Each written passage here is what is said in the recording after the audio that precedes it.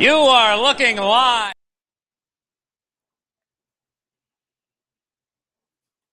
You are looking live at the dub in 3, 2. One for the money, two for the show, three get ready, four to let go. Talking that talk is all that we don't. It's football time, we ready to roll. We bringing the coaches close to the fans, answering questions not from the stands. D1 players with offers in hand, from DF Dubs the best in the land. Hey, 6 be coming to play like 8, 5 be coming to play like 8, 4 and 3 be coming like 8. Private schools be making it 8, cool in the gang, Bad and Brian doing our thing. Weird and Jeremy ready to swing. Oh, I forgot it's a card to thing. We do it for the dub. We do it for the dub. We do it for the dub. At DF Dub. We do it for the dub. We do it for the dub. We do it for the dub. At DF Dub. We do it for the dub. We do it for the dub. We do it for the dub. At DF Dub. We do it for the dub. We do it for the dub. We do it for the dub. At DF Dub. Welcome to the Dub, #1 high school podcast starring Pat O'Teasy, Jeremy McGinnis, Whitfield Roderick, and Brian Riser. Dallas Fort Worth.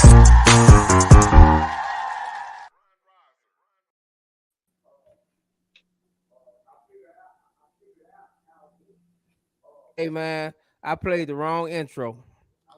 It's all right. I played the wrong intro. Should I go back to the Sunday night intro? Or we good? No, we good, man. They get the point. They get the point.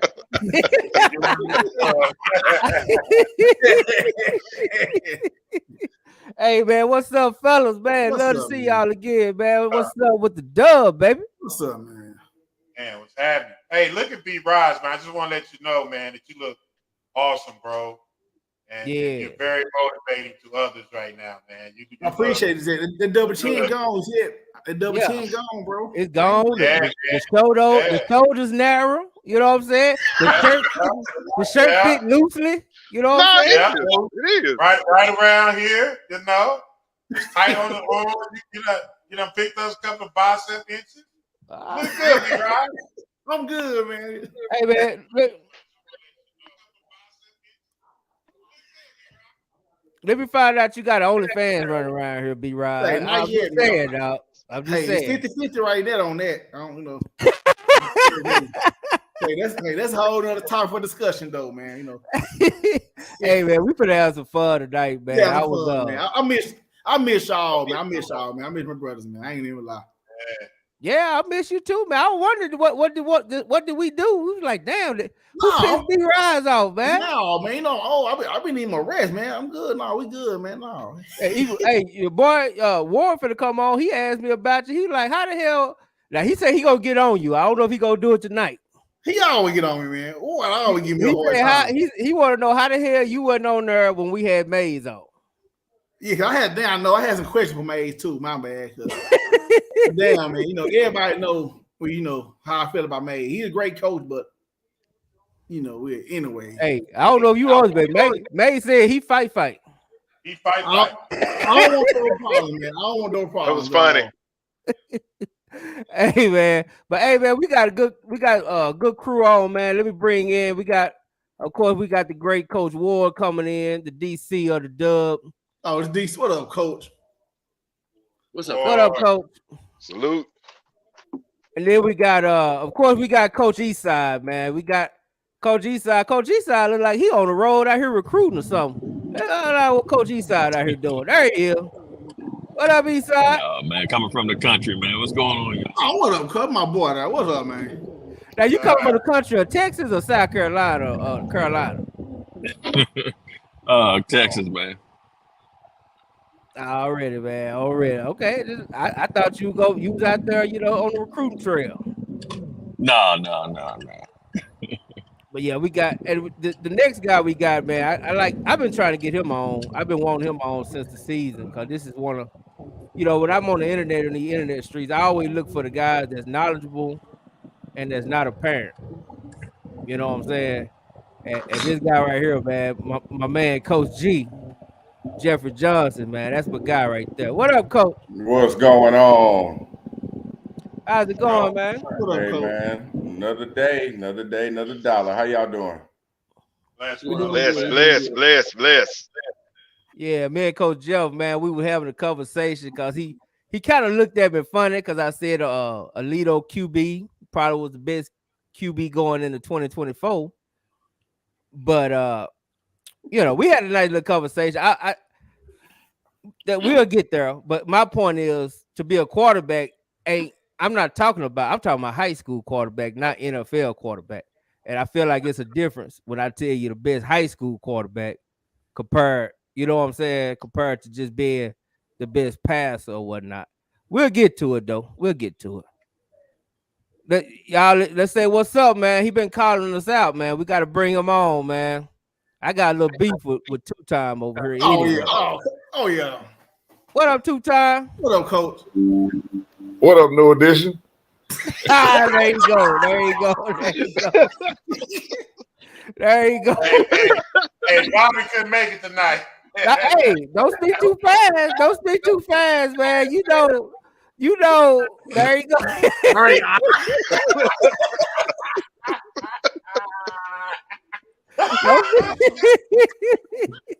You can't speak too fast, man. You can't speak too fast.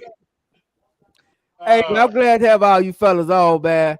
But basically, we're gonna have a little conversation about QBs and high school QBs, and we know, of course, the coaches. They got their great opinions, and I don't know.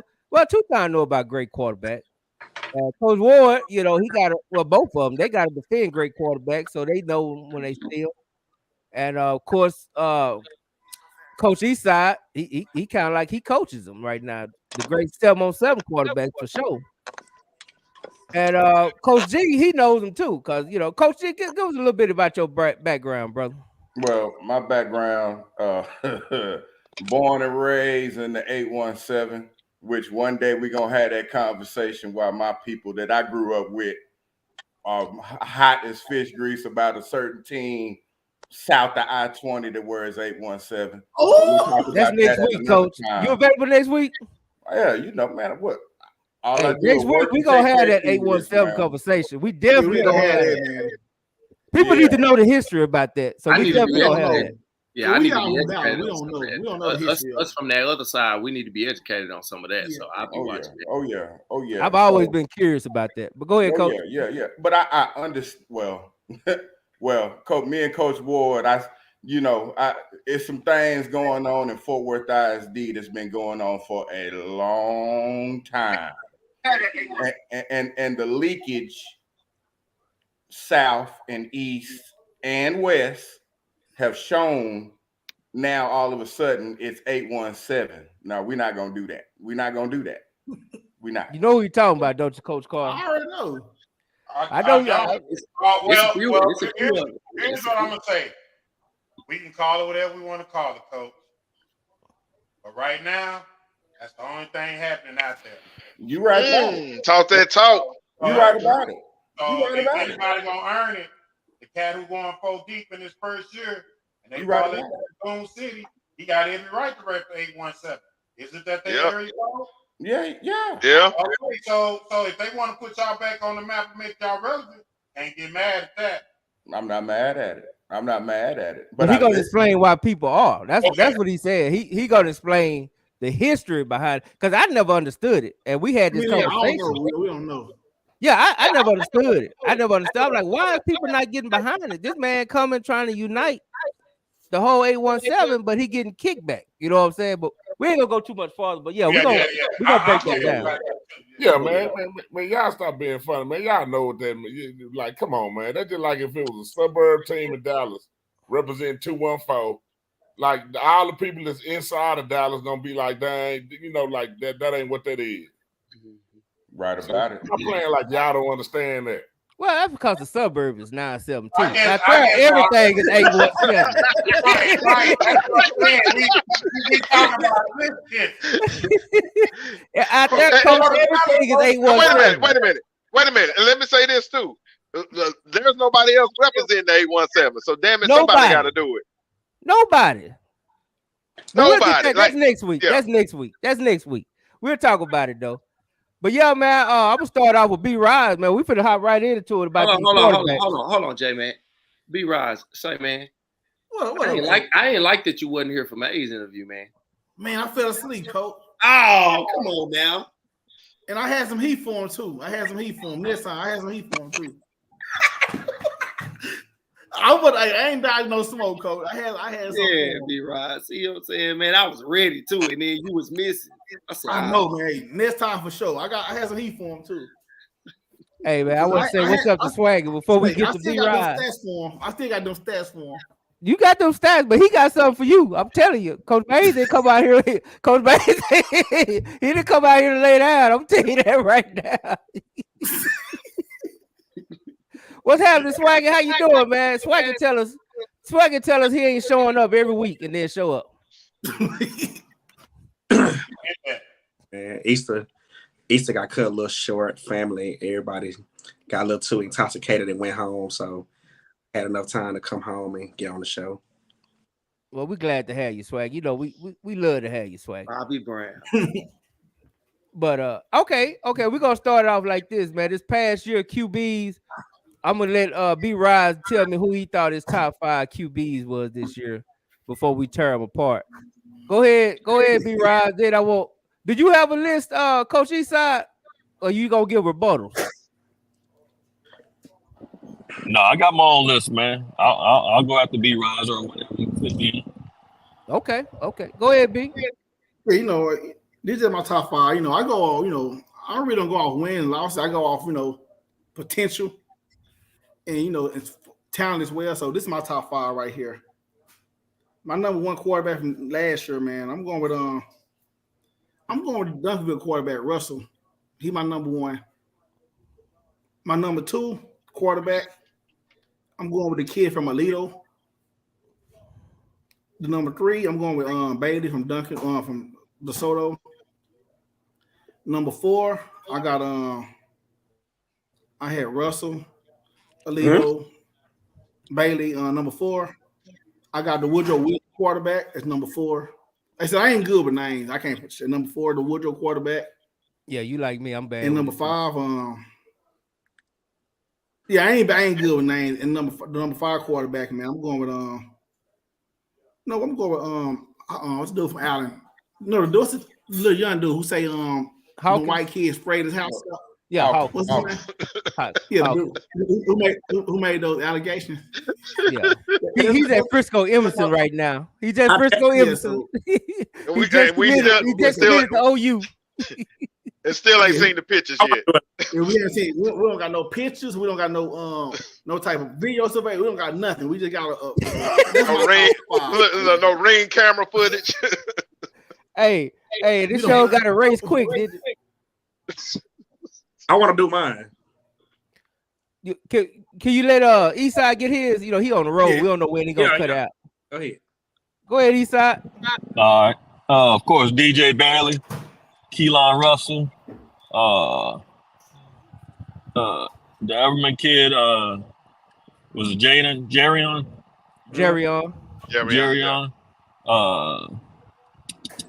Chris Jefferson, and I'll go with Mike Hawkins. Oh wow! So you ain't got no Eastside QB. What's going on out there? Hey, who's next? Go ahead, Swaggy. I got a question. What is this like? How far are we going out for quarterbacks? Is it just like this past year? That's this year, coach. That's this year.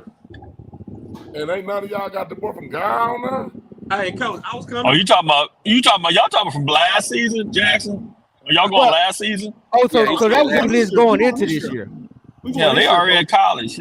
Yeah, that's true. That's true. So I guess that's his list going into 2024.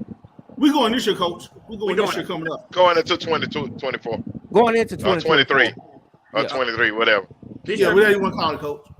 This year coming up, coach. Upcoming year. I get mine. So we doing this year coming up, right? Yeah, I got my 5. Yeah, who you got? Hey. Okay, we got 2 coaches on here who just won a state championship, not just once but twice, and did it in back-to-back years with 2 different quarterbacks. So please explain to me, y'all, the first 2 who went. How in the hell is that kid not in the top 5? Who? Well, this is just my opinion, Swag. I mean, he's a good quarterback, but Sock got a lot of talent, man. You know, the defense, you know, they got a strong O-line, you know. I mean, you know, he had a lot of weapons around him, man. I mean, he's good, but I mean, and this is what I would say. This is what I would say. Body of work. I would say body of work. At the end of next year, we'll be saying, "Hey, he's in the top 5." Absolutely. But right now, yeah, just a body of work thing to me right now. Let me keep it honest, man. I don't agree with none of that. Coach Ward carried that young man. I just tell you the truth. Now, go ahead and get your top 5. Well, my top 5, I'm gonna start right there. Number 5, William Little, South Oak Cliff. Right. He's a defending champion. Can't go against the defending champion and say he's defending. Number 4, Batiste and Everman. I think that kid have a lot of dog in him. I think he's gonna be special this year coming up. Now this is where it gets fun. 3, 2, and 1. 3, I'm gonna go with Keelan Russell. I got a lot of respect for him, a lot of respect for Duncanville, but I'm gonna be real. I didn't see too much last year. It was all Caden Durham. I was just keeping it real. Come on, no. What? They won the state championship. Don't get me wrong, but if you look at every game last year, it was a run game. DeSoto the same way. Look at that. It was a run game. DeSoto was a run team. DeSoto was a run first team. He didn't put up spectacular numbers every week. He didn't go out there and throw for 300-400 yards a game. No. He was hitting like the 150, 125 range. So no, I can't put him in that top 3 category. Where am I at, number 2 or number 3? I'm on number 3. 2. Oh, 2. Man, 2 kind of hard a little bit. You know what? Honestly, I don't even have a number 2. Honestly. Who's number 5? Who's number 1? Well, who's number 1? I'm tripping. Who tied for first place? Chris Jefferson, number 2. Wait a minute. Yeah. Oh, okay. Who number 1? Who number 1? DJ Bailey. Okay, Swag. Let me say this. Let me ask this. DeSoto, Sock, they always run first teams. They always run first teams. Sock ran the ball 60% of the times. Duncanville ran the ball. You look at Duncanville, shit, man, they ran Tiger shit like what's that? Henry from man, they ran the boys in the mud. Hey, but DJ still threw for 3,500 passes. I mean, 3,500 yards though. But look who had a receiver. He had the best receiver in the country. Yeah. Hey, he got a couple of receivers. Let's be real. Yeah. He had what? He had 3 D1 receivers and 3 D1 running backs. I mean, I'm just saying. I ain't here to hate on it, but I'm just saying. I'm not gonna say nothing like Keelan Russell. Keelan Russell did his damn thing. I mean, hey, that state championship game, he put the boys on his back and he went out there and did what he had to do. Yeah. Right, title. So but think about this. Yeah, against North Shore, he did. But he's trying to get number 1 defense. DJ Bailey is clearly the number 1 quarterback heading into this season. Okay. Yeah. Well, hey, we respect that. Who next? Who next? Ward, you want to give us your top 5? You got one? Yeah, I give you 5. All right. Give me 5. Hold on, Ward. Before you do. But there is one quarterback that we did not mention, but keep an eye on, and that's Mr. Woodrow Wilson. Oh, yeah. Damn, you know what? Damn, man. Hell is in my top 5. Y'all already know that. You said he was 4. You said you did say that, Rob. You know what? My bad. Ryzen said it. Yeah, Rob, you said he was 4, Rob. Well, he might Lothan quarterback. He should have been my top 5. Them and Lothan Hurts quarterback. Nah, he gone. He gone. But he gone. Damn. Okay. That look, he was tough too. But all right. He was. Yeah. Go ahead, Ward. What you got? Go ahead, Ward. Yeah, the Woodrow kid, my 1. Just arm talent. And my second there. And anticipating throws and stuff like that. He different than a lot of kids, and I think a lot of it got to do with the system allows him to be different. He drives the system, right? He's not a system kid. 2, I would say is Hawkins, the kid that transferred. 3, I would go with the Everman kid.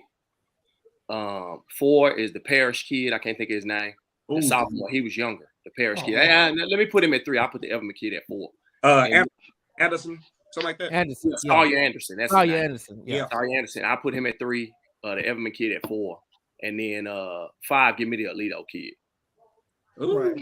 I like that. Good I pick. like that. Good list. Good list. That's a good I like list. the Parrish kid. Yeah. I like the Parrish kid. Coach G, you got a list? Or you just checking it out? You can put it however you. I love the Woodrow kid. I love him. He different, man. He jumps off. He jumps off to me. The Frisco Emerson kid. He looks the part. He got that he got a rocket forearm. The Everman quarterback is special. He at any moment. I'm also Jimerson. I like Jimerson a lot, but the Alito kid, and I'm gonna start something with the Alito kid. I think he's a superior athlete playing quarterback. I do. And I'm gonna put it out there like this right here. Never during the season did I think, boy, that team go through that quarterback. He's nice. He's nice. He's better than most. Put it that way. He's a good dude. But when I saw that he went to TCU, I was shocked that Hawkins is going to Oklahoma with Arnold up there, because I want to say that Alito kid may be 6 foot. And I also do know, being a TCU alum, him going to TCU, they are absolutely in love with that quarterback out of Midland Lee. They putting all they stock in that kid. He's a junior this year, be a senior next year. He'll be a senior coming up. That signed, I want to say right during the season. They love that. TCU loves that kid out of Midland Lee. So I was shocked that he was going to TCU. So I'm thinking he's going to play another position. But I that's my list. But that's why I told you that when they said you said he's one of the best in the area. I think he's a superior athlete playing quarterback. Right. And this is what we're gonna get to, because I don't feel like quarterback in high school don't necessarily mean NFL quarterback. No. Hey, let me ask Coach G a question real quick. Hey, Coach G, is that ODY quarterback graduate or he coming back? He gone. Oh man, that kid was damn good. I mean, the kid. I'm walking. I wear stripes on Friday nights. We're walking out of the room, and he's raining down throws from the other 40 into the end zone effortlessly. Yes. But where he plays and what he got around him, I mean, the guy put up 30, 40 points a game. Then he goes and plays Grapevine, and they get beat 60-6. I mean, that's hard to get around, and it's always going to be numbers. Oh, wow. Right. So let me repeat your top 5 again for me. You got a Alito kid. Say it again one more time. Alito kid. You talking to G? Yeah, Coach G. Give me say the top 5 one more time. Alito kid is 5. Jimerson is 4. The Everman kid is 3. I believe he's gonna take off. I believe, and the same with the Sock quarterback. I didn't rank him, but I think his best is yet to come. Hawkins, and then the Woodrow Wilson kid. He just, he got it. Yeah, he got that. Cam is nice. I really like that. And another thing we got to talk about the Sock QB. I mean, since it is Resurrection Sunday, I mean they got White Jesus over there that's waiting to take over. But we don't know how long that's gonna last. You know what I'm saying?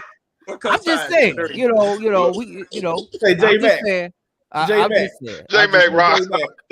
I'm just saying, bro. I'm just saying. J-Mac. Well, I'm praying for you. Say word around town, man. So I got a freshman quarterback from last year. I don't know, man. I ain't saying too much. I'm just word around town, man. Right, Jacoby. Anyway, hey, Willow, you got something? You got top 5? Yeah, I got top 5, man. I'm gonna roll with the kid for Duncanville as my one. Yeah, he my number that I really like a lot. My 2, and this is where it all gets jumbled up. So 2 is my man at Woodrow. I like him. Yeah. But 3 is where you can't go wrong. So 3 I got Will. And here's no, I'm sorry. 3 I got DJ. 4 I got Will, and I had Will at 4, and this is the reason why. I saw that kid play a half against Woodrow, right? And I walked away from that game, and I told y'all that day, I said the best quarterback at SOC is You the did. kid who just played. I didn't know his name. I just knew his number. You did. And that's all I kept saying. That's the best SOC offense look. You did. And we can say that the defense carried them in that championship game when it mattered the most. He did. He got the MVP. That's and it. it wasn't running the ball. It was making throws in clutch situations, moving the chains, and leading that team to victory. True. So when I look at quarterbacks, that's why my top 3 are all state champions. They're state champions. Who's your top 3? Who's your top 3 so far? Except for the kid from Woodrow. I got him at 3 or 2. No, I got him at 2, and I got DJ at 3, and then Will at 4. But who's 1? One is the kid from Duncanville. When I saw him, remember J Mac? When we saw him against what's the name of that team? Came from California. They came from Orlando. They came from Orlando. Yeah, coming from Florida. Jones. Yeah. When we saw him play Jones. I said, listen, that was the best thing that happened. Let me say that. That's not the right way. It's politically correct way to say. That was the kid that made the most of his opportunity when he got an opportunity to play. And once he did that, he showed why he probably should have been starting from day 1. True. That offense looked totally different with him. Okay? And then my number 5 is a toss-up. I love Jimerson, and I love the kid from Everman. I saw that kid from Everman take over a game, and they lost to Midlothian Heritage. Right. He took that game over at the biggest time, at the biggest stage, at the biggest moment. That's what I look for in my quarterback. I like winners. We can get all enamored about on strength. I remember the stiff Cliff Marco gonna say, "Hey, Aaron Rodgers is a better quarterback than Tom Brady." I go, "How?" He's like, "Man, his arm strength, he throw better balls." I said, "Listen, brother, one got 7. Well, that's all you talking about. That's all it is when you talking about a quarterback. It's who wins championship. We don't listen. We love Warren Moon, but we don't talk about Warren Moon like that. No. Great point. Great point. You know what I'm saying? Well, who we talk about? Joe Montana. Shoot, we even talk about Danny White. You know what I mean? But I'm just saying when you talk about quarterbacks that win championships, so that's my top 5. So that's it. Okay. Hey, that's good time. Coach 2 Todd, you got 5? Or you enjoying the conversation? He muted. No, I ain't got no top 5. I don't look that much, and I ain't watched enough of them play to be ranking them shit. I mean, just the one we played against. I like the both of Woodrow. I thought the Paris, the youngster, were pretty good. I thought DJ Bailey. I thought he was pretty solid too. For what they do. Who else we played? Shit, that's really about it. I thought was a good quarterback. I think the boy from Duncanville is I think he was solid, but I can't put him up there in that. I don't think his body of work is. I kind of agree with Swaggy because they've been so run dominant at Duncanville that when he did have to deliver this year, I thought he did a good job. But I also think I think Caden Durham still won the state championship game for me. When I look at it, because I thought that was the one game where he wasn't able to pop long runs that he had to just be content with just sticking his nose in there, and just getting them 5 or 6 every play. And but the kid from Duncanville, he got potential, but I ain't never sold on a quarterback can be in my top 5 that want to be behind another quarterback playing 7-on-7. Can I real quick? Hey, but I do want to say this, Coach. It was a long run against North Shore. It was that quarterback that made. I mean, but I'm saying that was schematically a good read by like a good, a good read by by what Peterman and them did. But I'm just talking about when talking about prime time quarterbacks, they normally alpha guys that don't want to be around nobody that's near them, that can contest to them. They ain't playing number 2 to nobody. Well, we're gonna talk to Coach Eastside about that. Let me hold that thought, Coach. Cause you said the right thing because we actually got the 7-on-7 coach on here, so we're gonna ask him about that. Hold on, first, let me get Pat. Oh, you got something, Swag? Yeah, I'm saying something real quick. I'm gonna get y'all. I know it's gonna catch heat. I'm gonna give y'all a sleeper real quick. Who I think gonna be a sleeper, and that's not this conversation. Who? I think Seagerville quarterback gonna be dynamic good this year. If he gets some help around him, he got help. They talking a lot. I think that kid gonna be good. I think he's a hell of an athlete. I didn't know he was a 3-sport athlete. He's a hell of an athlete. Oh, I think. He play baseball. I think he tracked basketball and football. Oh yeah. He's an athlete for sure.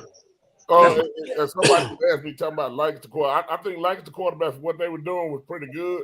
Yeah, which one? I wouldn't put him in the top 5 though. I wouldn't put him in top 5, but I think they were, like what they do in their system that they pretty good at. Yeah, I think want to know which one. Which one you talking about, Coach? Because they played too. Yeah, both of them here they beat us. Yeah, I think Lancaster did a really good job coaching last year. They did. You know what I'm saying? I think they worked around a lot of the stuff they got. People wanted to see them backs get more carries, but I think they did a good job adjusting around what they had and making it work for them.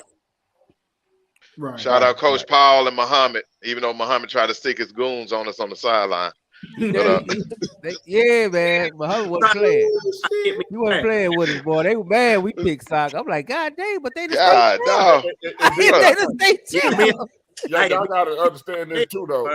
When y'all talking about quarterbacks, you got to realize that, in my lifetime, I done coached against Graham Harris, Matt Stafford, Kyler Murray, Dez White. So, it levels to this shit. Yeah. Right. Precisely. Right. Precisely. And we're speaking DFW, and we are speaking going into next year, so we kind of limited the greatness of it. But I'll just just more limited to that. Guys, here's my question, J-Man. Will we be now? Keelan is a southpaw, right? How does that conversation look in 2 years? I think he's number 1 in 2 years. I think he's the best. I think he's the best quarterback in 2025. Him or Jemison, and I think it's a toss-up. Hey, J-Man. I think y'all sleeping on the boy from Paris. Yeah, he's solid too. I got Anderson at Paris. He was 6 on my list, so he came in as a freshman. We talking about all the teams. Clearly, what's my number 1 quarterback? Who is that? Galena Park, North Shore. We I ain't gonna talking about the dub, baby. Yeah, we talking about DFW. Yeah, we talking about the dub. You just had to just squeeze some more. God damn. How do I mute Swagger? Let me mute Swagger just for even saying that. Hey, J-Man. Hey, J-Man. Leave Bobby alone. J-Man. Huh? And let me go back to what Coach Todd just said about Keelan and 707 real quick. And I agree, Coach, I agree with you 100% of being an alpha dog. But I think his decision of playing with that one team was a talent. His receivers, he wanted because we had DeCorian was on that team. Eli Beza. He just had talent. The receivers on that one team. I don't think he wanted to go to the other team where the talent wasn't as good. So, yeah, but I get what you're saying. Yeah, but this is my question when it comes to quarterback play. I think quarterbacks actually become better playing with less talented kids, where you got to throw the ball and be pinpoint precise with it, rather than guys that can just blow by people and just give you an easy throw. And my whole intention was we had enough time to where on 707, you got two number one receivers on both teams. You can do a lot of things with that. I wanted to split the teams up where Keelan had one team and DJ had the other team, and they both could have been in championships on a lot of these tournaments. But that wasn't my call, so I just rolled with it, man. So now I just do want to say, Swagger, you arguing with who I think. Now this is my opinion, the best QB evaluator in the business, and Coach Jack. So, and he just told you North Shore QB, and he played against him head to head. If you didn't know that, who the wide receiver ain't better than Keelan. I can't agree with that. He ain't better than who? He don't think he better than Duncanville QB. Nah, I can't. Nah. I mean, everybody got their opinion, but some film I watched on him this year, like before he got hurt, okay. Thank you, Coach. Thank you, Coach. Well, I mean, that's the purpose of the show. We all got opinions. Yeah. I think a lot of people would have watched the kid. Like this man led a 15-0 freshman year to the state championship. Coach Todd, Coach Todd, let me ask you this: if he would have played against Duncanville, you think the outcome would have been different? I think he brings a different dynamic to that offense. You got to also look at the experience that he had. Like playing like this. What people got to realize: this kid was a key component in them winning as a true freshman, replacing a guy that had one of the greatest high school careers in the state of Texas history, probably next to Kyler Murray. So, like, I just don't see, man. Like, shit, man, please. Let me ask that question, B. Johnson. You want the honest truth? Yeah, what's your honest truth? I'll tell you why they beat Duncanville. Because now with a real quarterback, Amendola, they quarterback that was in the game, it'd be more deadly at his natural position. Hey, you know what I'm gonna say though, Swag, about that is, even as good as that kid was, Duncanville still had two of the top three players on that team. True. Say what you want to say. I'm gonna say this: they've played 3 years out of 4 years, and every game looked the same, no matter who played. Man. So to say who will win is tough, man, because they whether it's a high scoring dogfight or whether it's a low scoring dogfight, every time it's been a dogfight, no matter who the players were. So one player in, one player out, it's gonna be the same game. So saying who gonna win, it's just hard. It is. It's a slugfest every time. It's just them running into each other. It's two people looking in the mirror. It's like that Spider-Man meme. They both pointing at each other, and it's the same thing. Pat, do you got a top 5 before I ask me a question? Hold on, real quick. Real quick. So, guys, I gotta catch a flight, man. I'm gonna try to catch on J-Mac when I get to the airport. Maybe not, but 2 times. I definitely need to call you. So I'm gonna text you. Just hit me back. I'll text you on my way to the airport. Okay. But y'all have a good night, man. If I can get back home, blessings. If not, to everybody out there, enjoy yourself, man. Happy Easter. God bless you. All right, Coach. Be safe, Coach Carr. Be safe. Yeah, as far as my top 5, I'm pretty much gonna repeat the list that everybody else did. The quarterback conversation for me is, and we kind of talked about it in the background. I know J-Mac, you was placing every other quarterback around the Metroplex on DeSoto's team and seeing if they would win state championships and stuff like that. And I want to ask no doubt. So I'm gonna ask the coaches, what do you look for in your quarterbacks? Because to me, I think poise is one of the biggest attributes a quarterback can have besides the talent. We got a lot of talented quarterbacks. I remember mentioning Jet Duffy in the green room and players like that had all these accolades that, went on but didn't, take it to the next level when they got on the next level. I'm trying to figure out why we don't have quarterbacks that are not on that next level. And I think poise in the quarterback position as a quarterback, not as just a runner. I'm not just running for first down, but somebody that can throw the ball. Your quarterback Little actually exhibited that in the playoffs, making some big time passes under pressure. Yes, he did. Yeah, I say, Pat. I think with everybody else's, it's a perspective thing, right? So, like when you talking about an offensive coach, it depends on their personality. You know, are they trying to or are they trying to score 70 points? You know what I'm saying?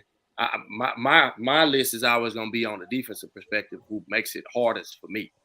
Uh, um, Different people going to look at, from a fan perspective, they want to see points and they want to see wins. How you get that done ain't necessarily as important to everybody. So, if we having a projection conversation or how advanced is it, I can only speak from when I would go against or have gone against some guys. I think a big thing we haven't mentioned is the system. It's some differences and complexities in the systems that these kids run. We're in an age where everything is simplified for the quarterback, and most of it is pre-snap. So if a kid is shown to be a pre-snap dominant kid, that's not as complex. No matter how many numbers he puts up, no matter how many games he wins, that doesn't necessarily make that kid. That doesn't mean he's playing at a higher level if he throw for 5,000 yards and go 16-0, if that makes sense. So when I'm talking about a quarterback, I'm looking for that kid that can drive the ship and he makes it go or not. You know what I mean? And some kids have the ability to do that, but haven't been allowed to do that. That's a big part of football. Because their coaches may not have the information to be advanced like that, or they just may not they may not have to be that way. Because when you Coleman from Skyline said in the chat, you talk about Duncanville versus North Shore, you talking about linemen.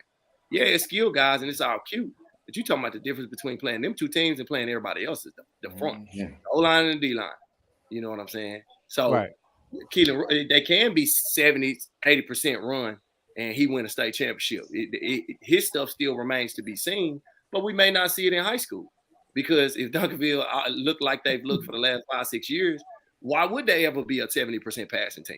Like, don't have to. You're right. Why would you do that? You know what I'm saying? I think it's perspective to a lot of it. Just intangible things, like Todd said, it's some alpha to a quarterback. He made a good point about the 707 playing with somebody else not being the alpha.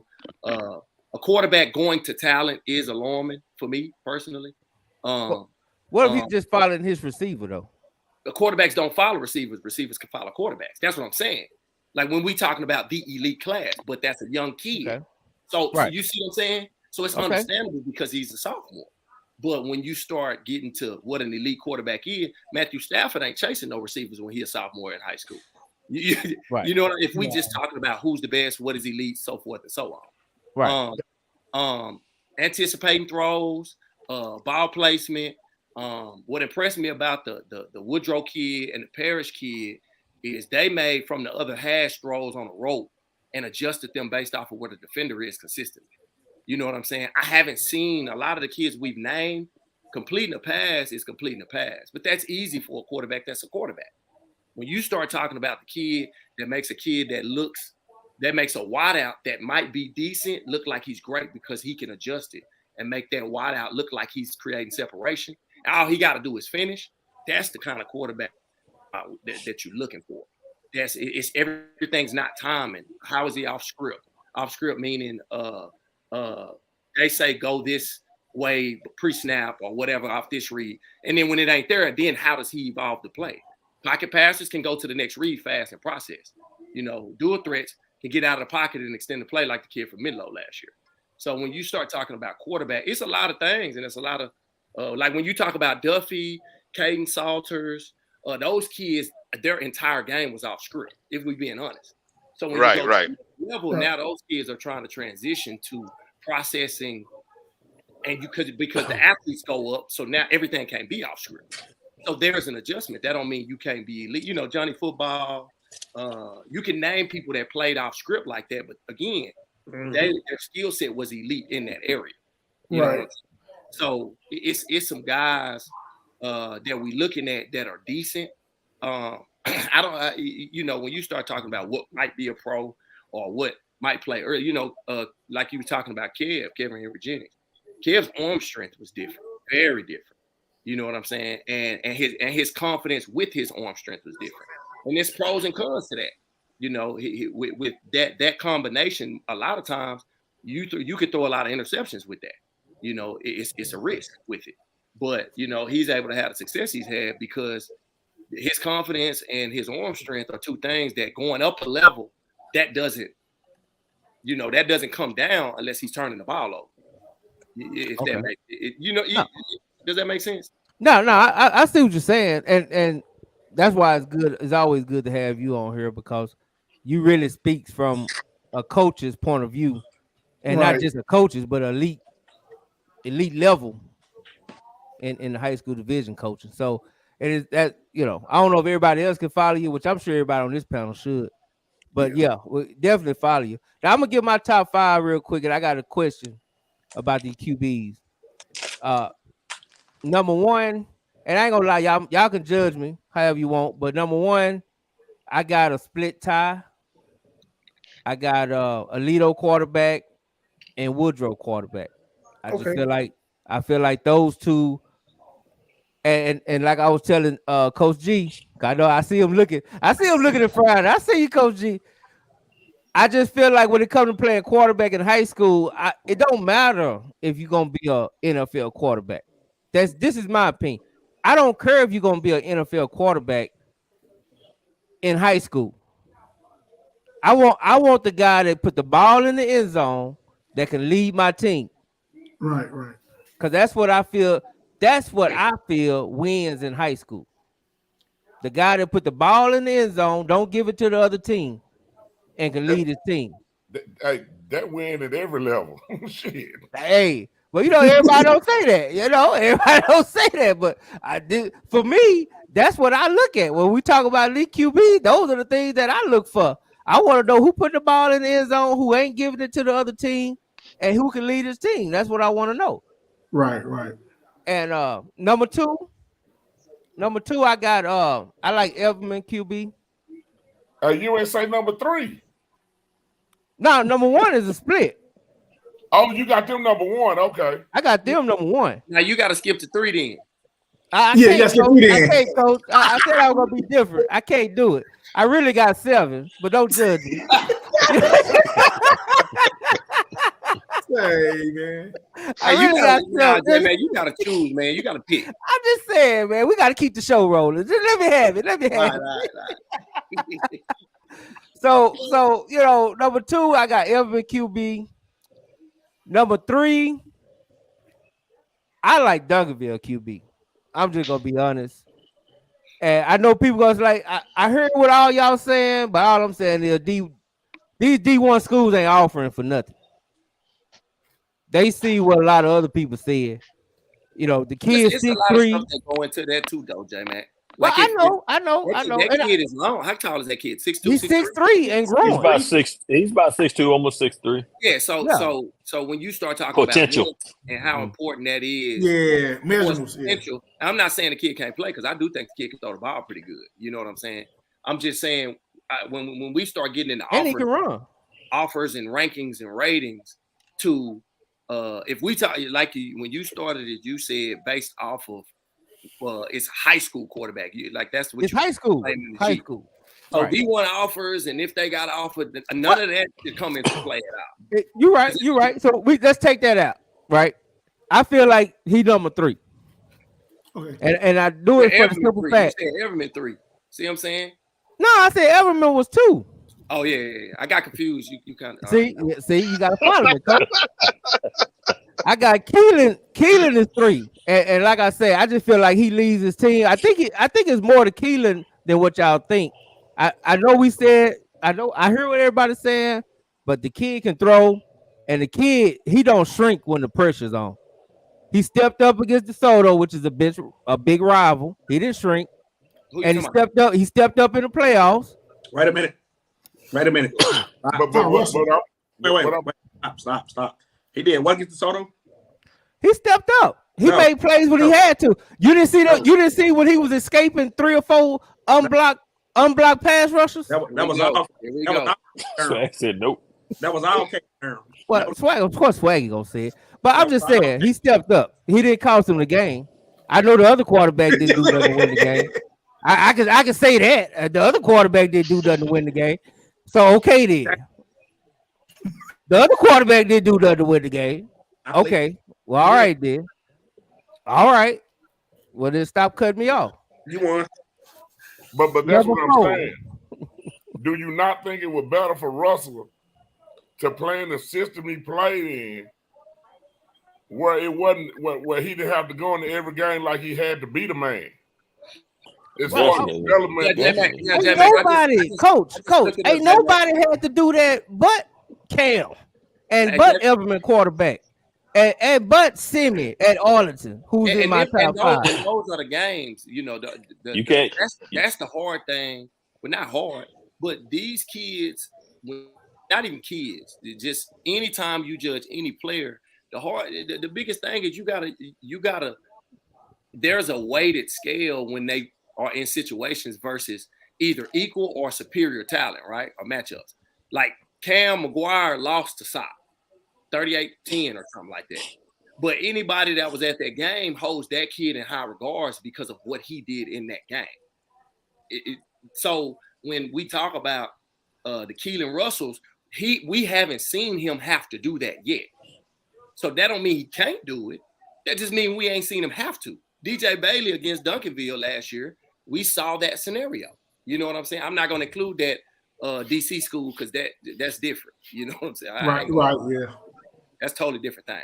But in Duncanville, that's your opportunity to carry it. You know, you can lose them games. You know what I'm saying? Jackson Arnold. And let's just be honest.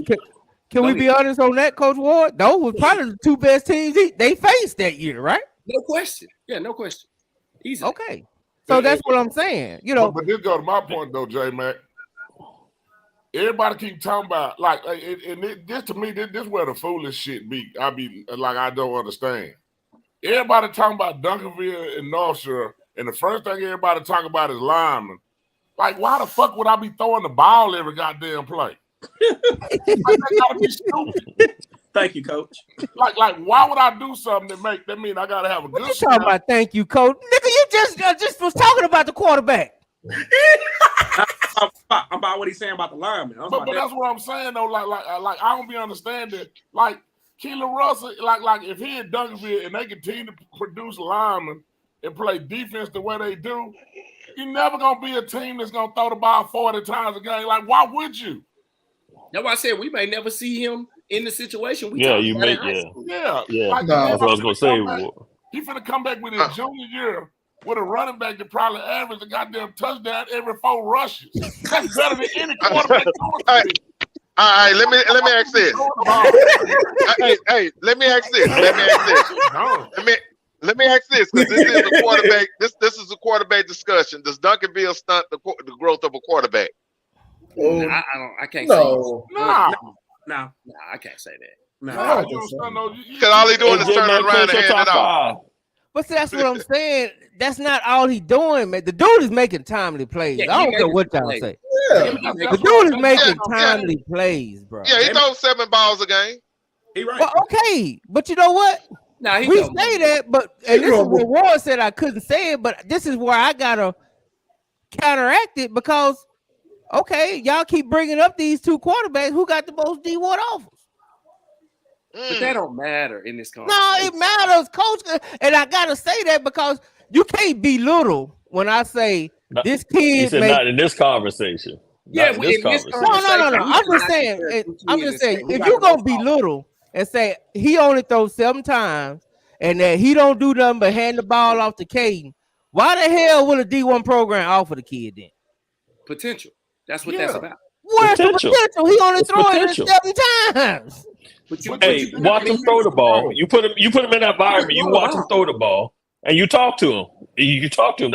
That's your potential right there. Hey man, I'm telling y'all that kid made some great passes, and that kid made timely plays, man. I think you're missing the point. I think every kid that we're talking about made the same stuff you're talking about. That's what makes it. But y'all not giving him the credit. That's what I'm saying. I am giving him the credit. Nobody's not giving him credit. The only you just said Swaggy ain't giving him the credit. No, like when we left our game, when Duncanville beat us the first game, I said the one thing that helped their season was that ain't like Will said, it wasn't the positive because you don't want a kid to get hurt, But them having to go to him is really what I think what put them over the top. I don't think they would have had the same season with the other guy. Jameer, no. They're two different quarterbacks. Because Jameer played for me too.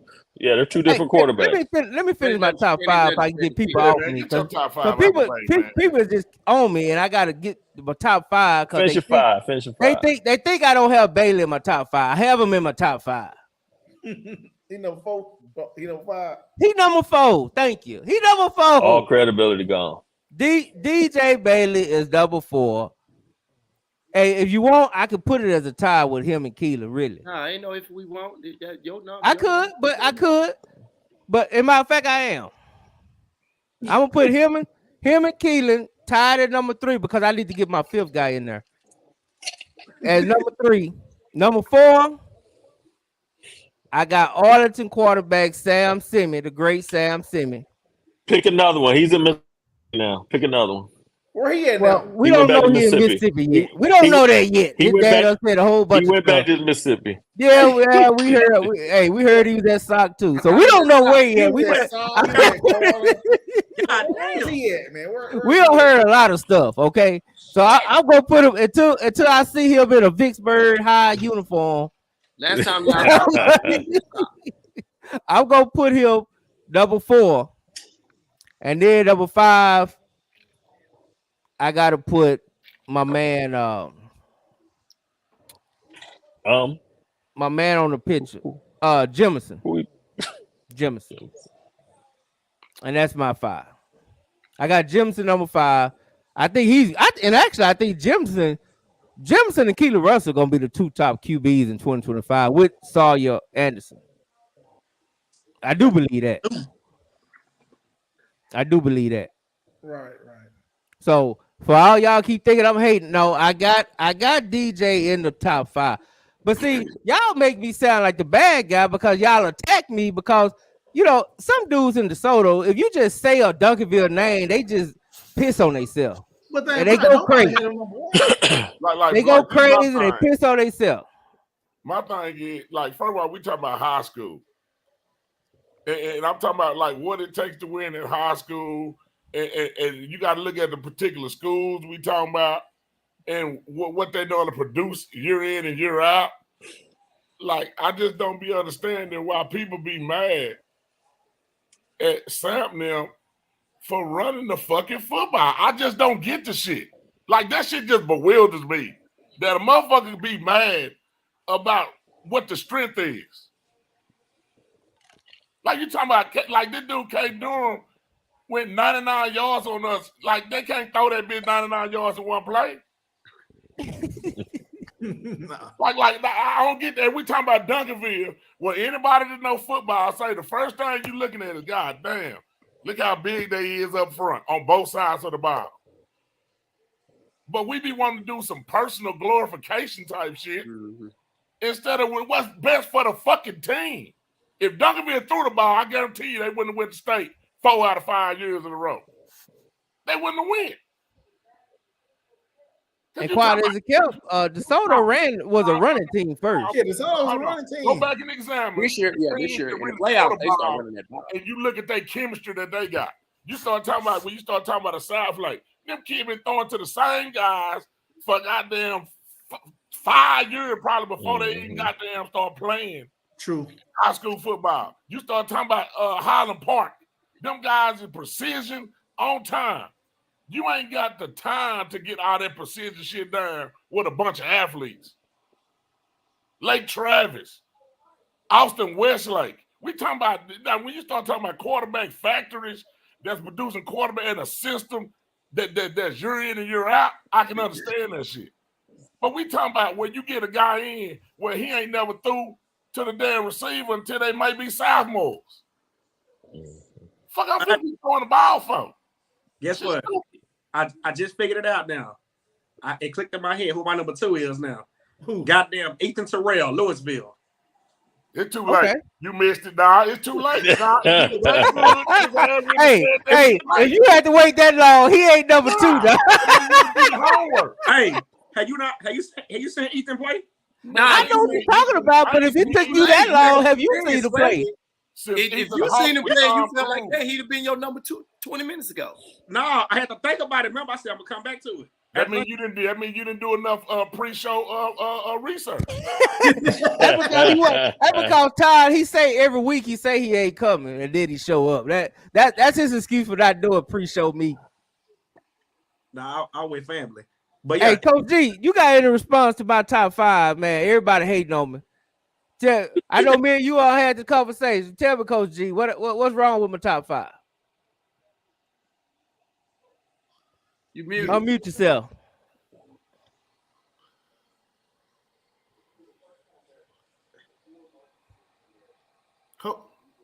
Coach G, can you hear me? Oh shoot, Coach froze up. Coach, he out there in that Funky Town. He out there in that Funky Town Wi-Fi. Work Spectrum. Can you hear me, G? Coach. Yeah, he might have to go out and come back in. All right. Go ahead, Coach Eastside. I'll give you a chance to turn my top 5 down. No, I'm with you except for DJ. So I'm good. You good? Your top 5, all right. I had him at 3. All right. You really had him at 4, 5. But I really had him at 4. He got that funny math. What'd you say, Hobie? We gonna throw the ball every fucking playing district. And then we're gonna have the most fucking passing yards in the whole state. Y'all probably can in district. That's my point. That's a lot of people though. People be throwing them what they averaged out, and like, dog, all you can compare a player off of is when he played a player that is viewed as decent or good. Killing the school of the blind and children of the poor, and boosting and padding your stats. That don't make you throwing for 4,000, 3,000, 5,000 yards. That doesn't have relevance in this conversation. It's a lot of kids who did that we ain't talking about. Yeah. And I just want to say this for all these people that think that throwing the ball is so glorious.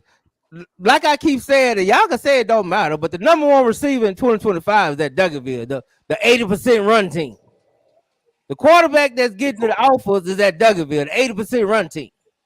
So quit talking like y'all just got all this formula that you got to throw the ball. I'm sorry. If you went to state, you was a running team. I'm sorry. Let's go back and look at all the teams that went to state. Know why? Because come hell, high water, rain, sleet, or snow, the weather don't affect running the ball. I'm with you, Coach. I'm with you. I'm talking to the ones that think that passing the ball is the key to everything and that it means everything. It don't mean nothing. It ain't because AJ Mack, it ain't because the number 1 quarterback passing the DFW is not committed anywhere right now. Jake Wilson from Byron Nelson. He's not even committed anywhere. And if we did a list from last year, he would have been my number 1. Just from high school. We're not talking about projection. High school. Hey, Kyle, and last year, and he actually got better this year because last year he threw a lot of interceptions. This year he didn't. He got a lot better and didn't have any big D1 offers. He had some D2s, and then I heard he walking on at North Texas or something. Well, he got a PWO at UNT, but he decommitted now. I think he might be going to Tyler JUCO now. Damn. So yeah. So that's crazy. Number 1 passer at DFW.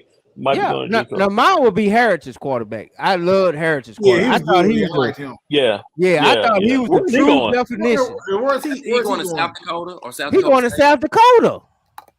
South Dakota State or South Dakota? Whichever one was in the 3rd round of the playoffs this year. Whichever one. I can't think of it. Hey, J-Mac. Damn, it's like, say, man, ain't a whole bunch of quarterbacks supposed to be going to good ass schools. They only take 1. Well, I mean, that's true. But my point is, Coach, is I be trying to lay out fundamental common sense type stuff. Yeah. But the problem to me is when people hit me with it ain't even facts, it's their opinions that they claim is facts. But to me, it don't make sense because it don't add up. All I'm saying is a great quarterback, right? A great team, the great teams that win state is not a passing team. I'm just saying. Yeah, from this way. Coach, how much did y'all throw with Kevin? Was it balanced?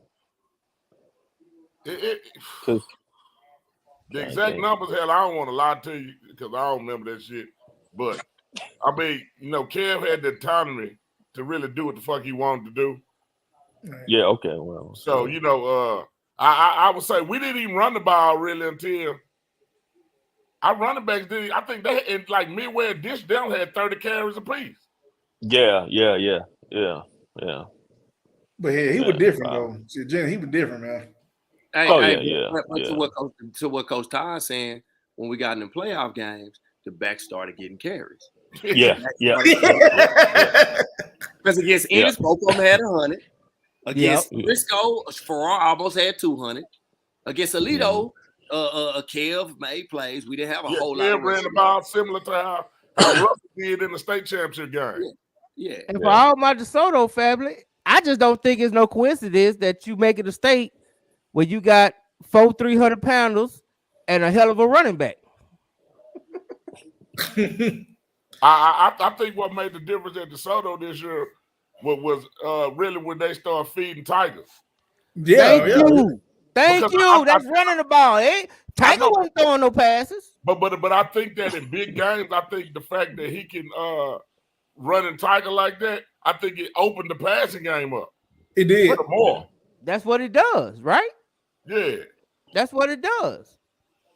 And that's all I'm saying, Coach. All I'm saying is I just don't think we can't overrate passing stats. I think they good. They good for what they are, right? But at the end of the day, I mean, y'all coaches. That's why I like talking to Coach Ward. I like talking to Eastside, G. I like talking to all the coaches because they usually, most of the coaches can see the game. And it ain't all about the stats. And it's the mindset of it, too. You got to realize, like some coaches, with the game, some coaches is like, man, run the ball, let's get out of here. Some coaches is like, air that shit out and just embarrass the motherfuckers. So when you can see the personality of a team and when they're in blowouts, it's kind of more than likely going to be on the head coach of what his personality trait is in them games. Like when Emmett was in sock, shit. Emmett going to air that shit out till 2 minutes left in the fourth quarter. They're trying to beat your ass 100-0. He will. He did. He did, right. That's what I'm saying. But until you play Ennis. I mean, yeah, but until you play somebody for everybody. But my thing is, my coaches get mad at me a lot of times. They like, man, you gonna tell us what we can't, because I just ain't trying to be out there against some handicapped kids sometimes. Just so you can pass some fucking stats and shit and beat your chest. That shit don't mean shit to me. See, as a man. We need Trill like that because I'm with you. I mean, anybody can pass stats. Like, that's why I always look at the big games. I want to see what you do against your rival teams. I want to see what you do against the best. Against the best teams, then let's look at your stats. Right. Because let's be real, man. Like, Sock can easily put on 80 points against Addison. They can score 70 against Thomas Jefferson, Hillcrest, but they choose not to. But, the other team, they would, because, we had to talk about DeSoto. I'm going to give you a prime example. They don't give a damn. They Chris Ross was at Red Oak. Ooh. When Chris Ross was at Red Oak, they were going for broke on people's ass. Hey, I got to send this message real quick. And this is another thing, J-Mac. Them type of people in type of teams used to play in shootouts. They play shootout football. First to 150. What I like about our team and some of the other teams that I really like be watching is we make a shootout team play goddamn Detroit Piston basketball. Put them in a dogfight. Yeah, you got them there. Hell yeah, we ain't finna be scoring no 60. Nope. Like go look at our Argyle, Lovejoy, Melissa. I thought that Melissa game really was that because that QB had every stat that you want to talk about. Until he played us. I think how many passes he completed against us, Ward? Hey, I don't know. He had 28 yards though. But that's what I'm saying, J-Mac. Like them cats can play shootout football. Like, I got you, Swag. Hold on, Swag. But I know you want. I know you got something. Who texting you first? Nah, who texting you? Telling you. Read Miss Holly coming out loud. Nah, I click on it because we know. I know. I just saw what she said. I will go pass over because I know E Holly. Ruthless. I'll do it.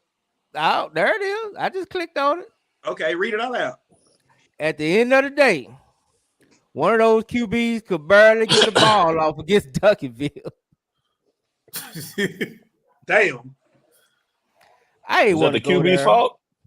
No, that ain't his fault. It's the QB's fault. But that's what I'm saying. When something I've never liked personally on any level of quarterbacks, when you're talking about championships and winning and them getting all the credit or all the glory or whatever, man, it's a team game. Like it is. Like, come on, dog. Who got the ball off against Duncanville? You know, nobody. Nobody this year. Nobody. Tell me one. Tell me one. I didn't know quarterbacks have punt. Hey, the best player against Duncanville is always the punter. Believe that. This past year, it was the punter. Yeah, man. Like I said, you ain't finna go off against no Duncanville team like that. The quarterback, you ain't. No, they're not gonna let you go off. You ain't finna just. And like I say, I don't want to make this into a DJ bash because I like DJ. Yeah, I like him too. I tell people all the time I like DJ. Now, just because I don't have him number one, don't mean I don't like him. Who'd you have number one? I had a tie between Cam and a Lido quarterback. I had a tie, man. I know it. But I like a Lido quarterback because I watched the Lido quarterback up close in person against Longview. He's good, man. He's good. Hey, man, I'm sorry. I know he's an elite athlete. I know me and Coach G talk about this. He's an elite athlete, but right now he playing quarterback, and he played the hell out that position. Hey, all I know is, but he played receiver as a sophomore. He was pretty good too. Yeah, he was. Yeah. Hey, but this another thing. Make sure everybody know I ain't rating no quarterback, so don't nobody come talking no shit to me because I don't give a damn. All of them gonna go to school at the end of the day. So shit, I don't give a damn. I'm just saying. I mean, I know people they hit me up because I don't say a certain one number one. Now ask me who the best 7-on-7 quarterback in the nation. You know, I'm through. Ask me who the best quarterback is 7-on-7. Yeah, that don't matter. That don't make no difference. No, because I got to give all props. So ask me who the best 7-on-7. Who is it, J-Man? Who is it? Ain't none other. Matter of fact, let me throw this shirt up because I even got the shirt on. So y'all be thinking I'm hating. Look at that. Oh, y'all see that? Look at that. What that say? Okay, then. So it ain't none other than DeSoto's own Mr. They DJ. take their shirt back. They gonna take that shirt back from him. Next year, we ain't making no more games, man. He got a state championship in 7-on-7, don't he? Yes. Yep. They won last year.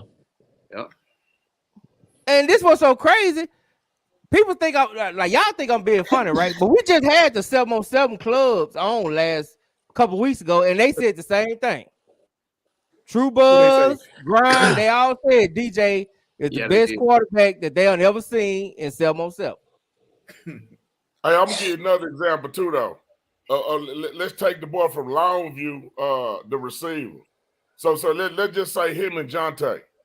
Well, Jonte played in a wide open, like throw that ball around type of offense, and then the boy Hale played, in a conventional pro style I formation. He may get a couple catches here and there, but he don't get to just play in a wide open spread ass offense, like Jonte did. But he's still at Alabama. You know what I'm saying? And that's the same thing I'm saying, like when you start talking about Russell keep developing, he don't have to throw the ball. Peyton Manning's son, nephew, he didn't throw that shit a whole bunch in high school neither. Nope. The shit be about can they see on film the certain throws you can make? Mm-hmm. Right. And I didn't really understand that until Kev. What motherfucker was looking at like, yeah, coach, he threw that ball from the middle of the field on that out route, but can he throw that shit from the other hash? So we will make him in situations to make him have to throw that shit from the other hash in the game. So now that shit on film where they can see, okay, he can whip that shit over there and complete that shit. And that's what that's the genius of us. You know, us colored folks inside Oak Cliff right now. Like we ain't stupid with this shit. You ain't got to go out there and throw nobody no 10,000 times. They just want to see, can you make certain throws and can they sit down and talk football with you and you understand that shit. And when they see you in person, you got to show up, whether that's a camp or whether that's a game. Yeah. When they see you, based off of all of that information that they done collect, you got to show up. You don't get multiple chances at that. And I think that's the thing people miss too. Go ahead, Swag. What you got? What game they come to? That's the tough part. You don't get to decide when they evaluate you. They come with the All-State Championship quarterbacks in the DF Dub. If we gonna really talk our talk like that, let's throw them. Hey, we got one. DeSoto got one. Alito got one, and the Duncanville got one. And they all back. And all them quarterbacks coming back. So we probably get. That's why if you notice, all them quarterbacks is in my top 5. Well, except for Sock. I can't. You know. I mean, I don't. But I like him though. I want to win. Yeah, I like him too. I like him too. I want to win. Fuck all the other shit. I'm telling you. Coach G, go ahead, Swag. Then we'll go to you, Coach G. Go ahead, Swag. What you got? That kid in Louisville, I'm telling you. Hey, man, we don't care about no Louisville. Man, if they had 700,000 I don't want to hear about no Louisville neither.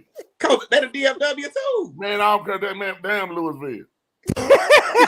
Until they beat somebody relevant, we ain't talking about them. Who did Louisville lose to? Prosper? Yeah. They lost to Prosper. Slaughtered their ass by 8,000 points. Talking about that shit. Damn coach. I'm just being real. Coach, it made me be quiet. I'm good. Okay, Coach, they DFW, though. I said, where was he at versus Prosper, man? He struggled that game. He actually got hurt in that game. And Louisville had the biggest offensive line I've ever seen. They all better this year. I said Louisville was huge. They had y'all talk about O-lines. They had an O-line. Yeah, they were big as hell. They was. And they got beat. Back to them gone. They got beat. They got beat by a team that got monkey stomped. So they got beat badly by a team that ended up getting monkey stomped. And that's what I'm saying is, it's a different mentality when you play certain teams. Right. Like, it's kind of like the Mike Tyson theory. Your ass got a strategy till I punch your ass your goddamn face. Now what you gonna do? Now tell a kid how to not get punched in the face twice. And look at this side of town teams, and any team that had success against those teams, that's not them same teams. And you could throw Lancaster in there. Look at the teams that had success against them teams. We talking about offense. Look at the teams success against them defenses. And take Lancaster, Sock, Duncanville, DeSoto. Who had success? Shit, Geyer. Everybody raved about Geyer. And then all of a sudden, they wasn't very good on offense one day, late in early December. Yeah, but we'll go at it with each other and bash, offenses and quarterbacks when we play each other. But everybody struggle against us. Yeah, right. Everybody. I don't care who you go. Everybody can be all of these great offenses. Everybody struggles against them teams when they got to play. Right. That's true. Go look Coach at the G, what you got, Coach G? What you got, Coach? Can you hear me, Coach G? Damn, Coach. Okay. Coach G, log all the way out. Log all the way out and come back in. Clear your browser up. It's the Funky Town hoodie. I hope the hoodie on the way. He got that Funky Town hoodie. I love that hoodie. I need one. It's the Eastwood. Coach Eastside. Coach Eastside, because I noticed, your name is Coach Eastside, but you really ain't said nobody on the East Side. So let me ask you, what's going on the East Side? Is a good quarterback play coming? They'll be all right for that district. because that whole district's hurting for quarterbacks. So right. we're gonna see. God damn. Why if you that ain't wasn't- developing nothing over there, Eastside? If I'm that putting this- wasn't a What'd we you ain't say? shit, Personally so we put this be on your right be show. shit. If that Hold ain't on, a we hold on. ain't shit, I know. Kyle, Put what this you on say? your shoulders. hey, come on, Eastside. Give it some, man. Hey, I'm gonna report back at the spring practice, spring game. Hey, Eastside, believe in JT Thomas? Huh? You don't believe in JT? No, hey, JT been working, man. I gotta see it though. I gotta see it. I'm not, I'm high on JT. He's been working off season, so I want to see it on the field. We thought he was ready last year. He got pulled, so we want to see what's going on. He lost a lot of weapons, so we're What gonna see school what he at? happens this year. Horn, He at Horn. Where Now, did that water I got a end up at? question. I'm gonna Huh? start with you, B Rise. I got a question. I want everybody else. I'm gonna start with you, B Rise. We talked about Lancaster, right? Right. So I want to know: is it feasible to win with a 50-50 quarterback rotation? No. Especially not when coming to playoff time. No, you gotta have you gotta ride one quarterback, man. Come on. And this year you can go back and forth.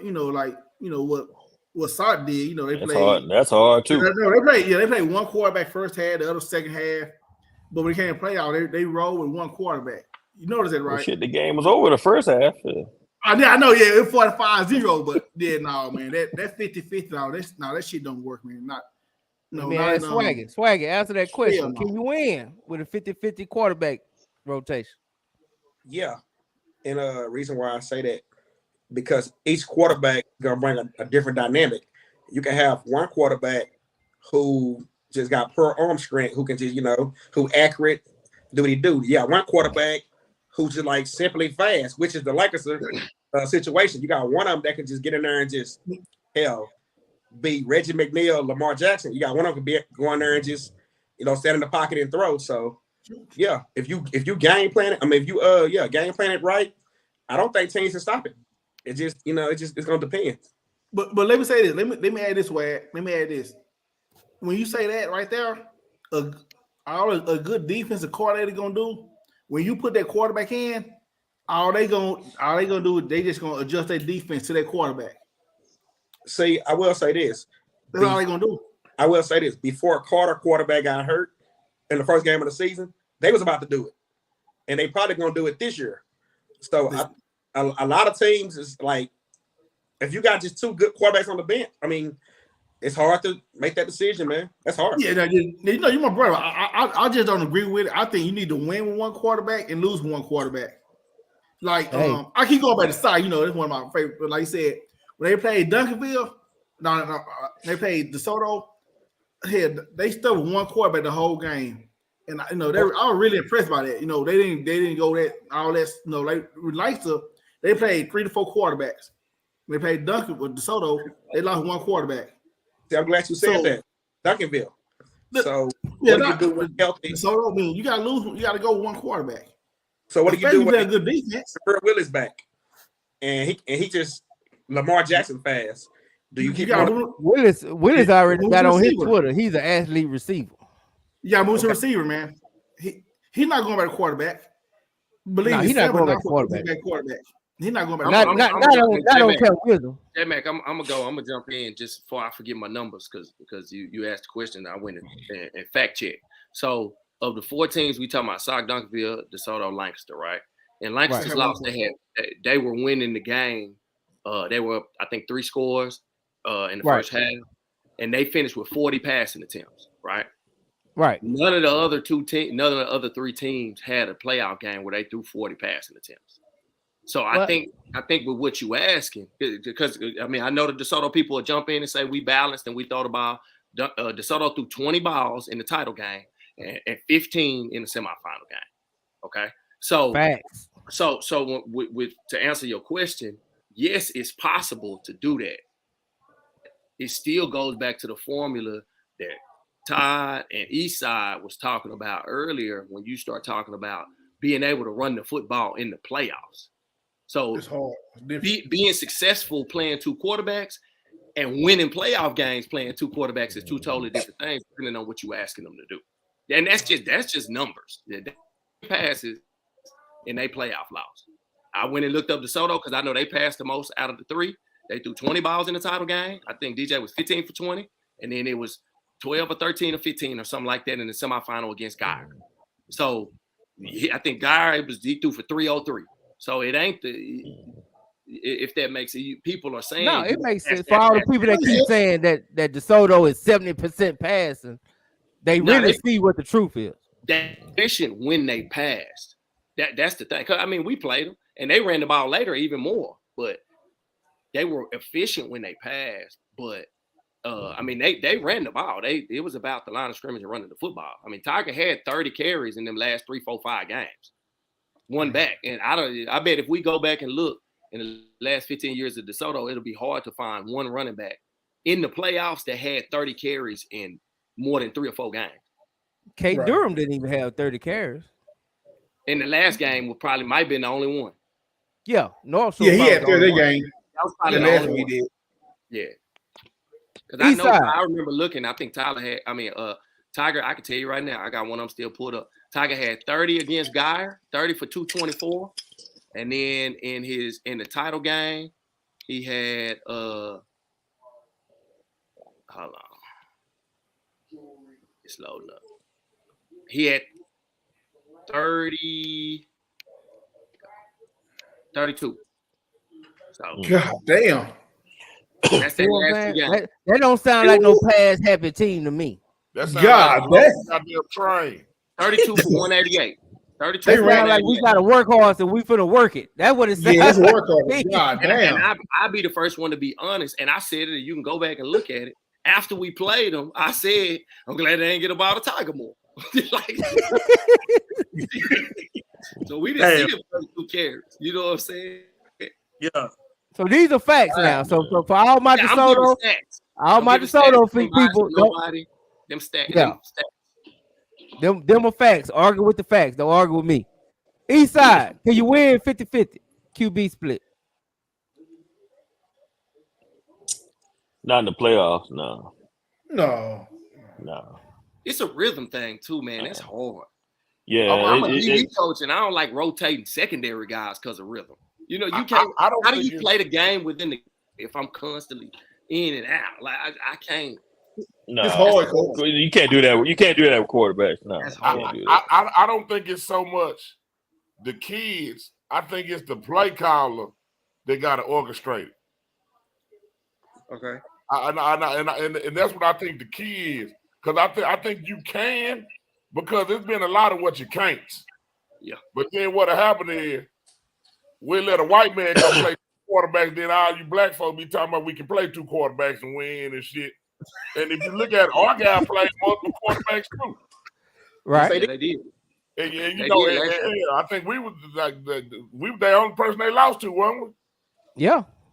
You know, so I think the kids, them kids understanding, and I think it's the play caller got to orchestrate it better to maneuver in the playoffs. You got to be on point with the play calling. Why? I think it come down to the OC.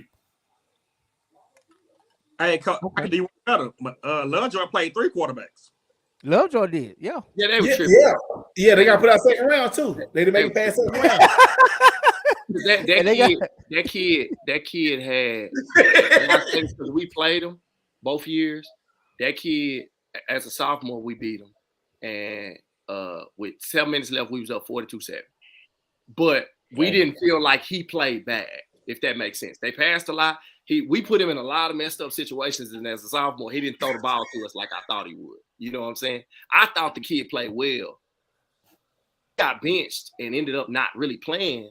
And then he came in at the end of their first round game and kind of saved it, and then started against us. So if you think about it, the same kid that started against us as a sophomore in the 4th round at 21 didn't really play again when it mattered until the first round of the playoffs, and then started against us a year later. So them playing 3 quarterbacks was more. That's too much. Yeah, that's too much movement. That was more. That's too much movement. Too much movement. Because now he's gonna be a senior, and I'm assuming he's gonna be that guy again because he played good against him. Now again, we was up 42-10 with 5 minutes left, but he didn't play bad. You know what I'm saying? That's a perception thing. Yeah. So okay, so I think you can, Jay. I think it's possible, Jay Mack. I think you just got to be on point with it, though. Cause I mean, I say that to say this, right? Like Lancaster, I think they do a great job of rotating, right? I mean, we talking about an offense that had 2 quarterbacks that I think both of them passed over 2,500, or right there at it, yards.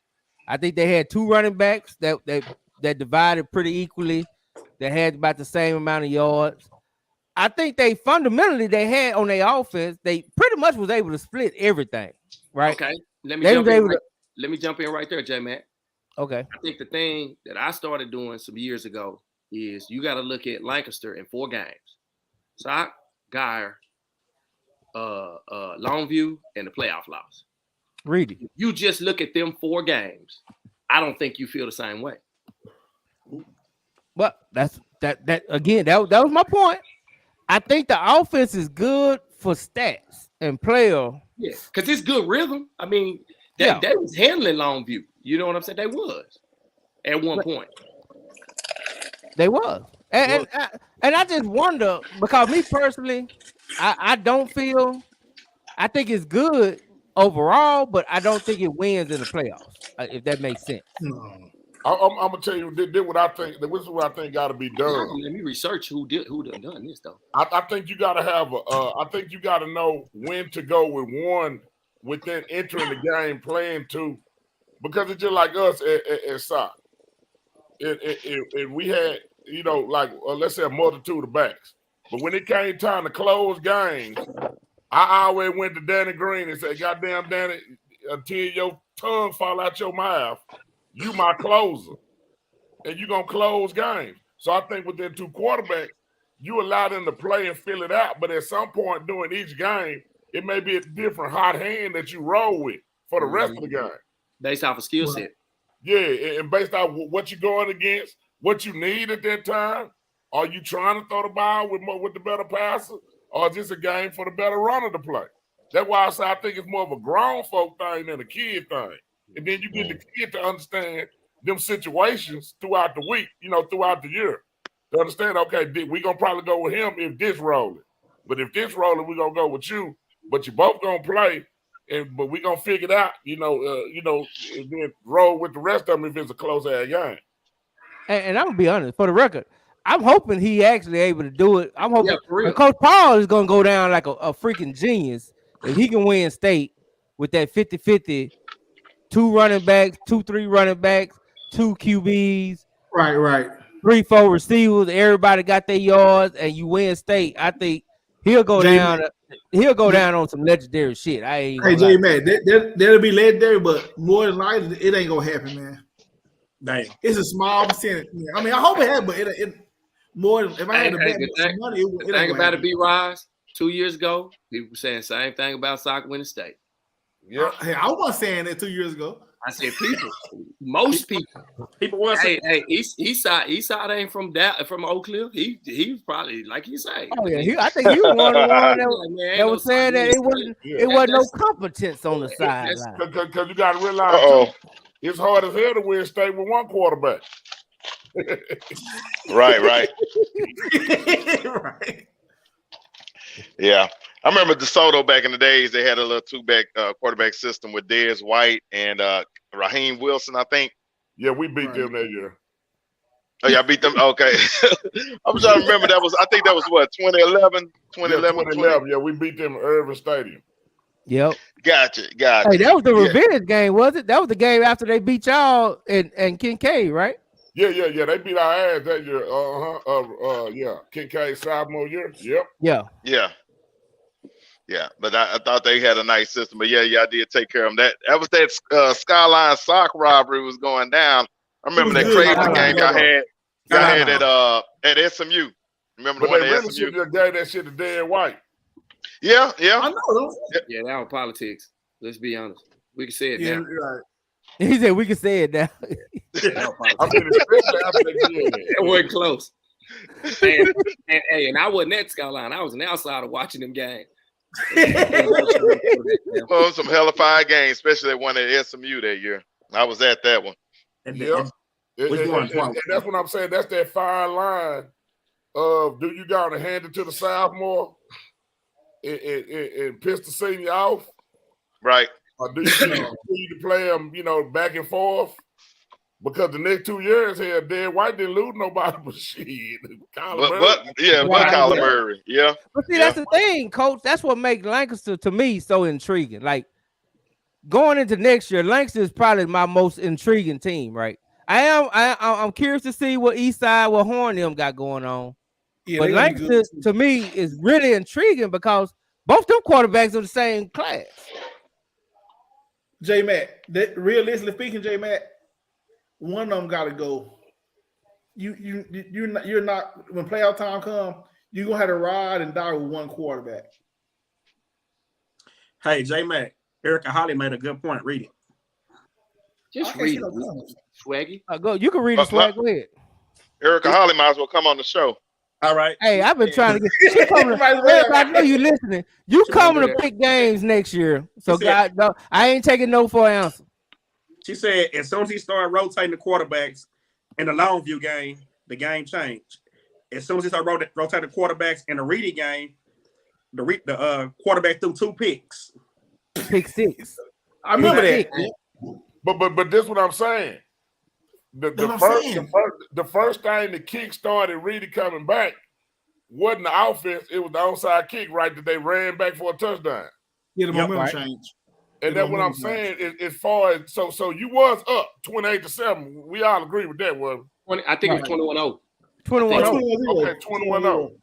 My point is though, do you put the kid in position to be throwing the ball at that time? Which go back to what we talking about.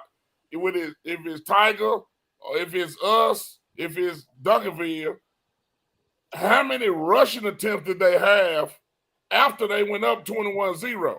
Yeah. Good point. Yeah, great point. That's what I'm saying. Like interceptions ain't always on the kids. Kids gonna make mistakes and throw a pick. Yeah. But do you put him in position, and are you content with handing that bitch off and saying, stop this shit? Hey, do you know anything about that game, Eastside? You remember that game? No. Eastside don't watch nothing but Eastside, and at that point, Eastside wasn't playing. That's a lie. No. At that point, he was watching Wiley. He was watching Wiley get drugged. He was watching Wiley get drugged. Hey, I didn't watch that whole game. I turned that game off.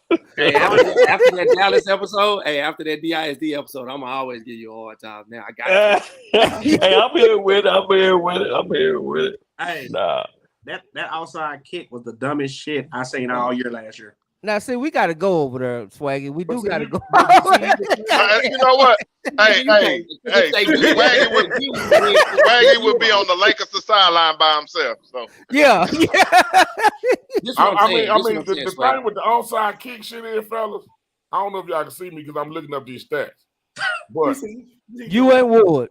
If they get the onside kick and convert it in scope and go up 28, ain't nobody saying you stupid. Yeah.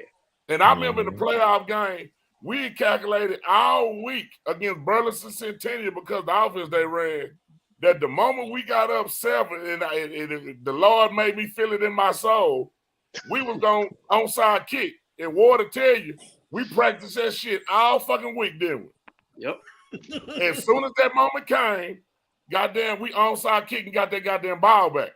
And put them down 2 scores, and they ran a triple opposite offense. And we knew there was no way they could come back and win because they ain't gonna have enough time.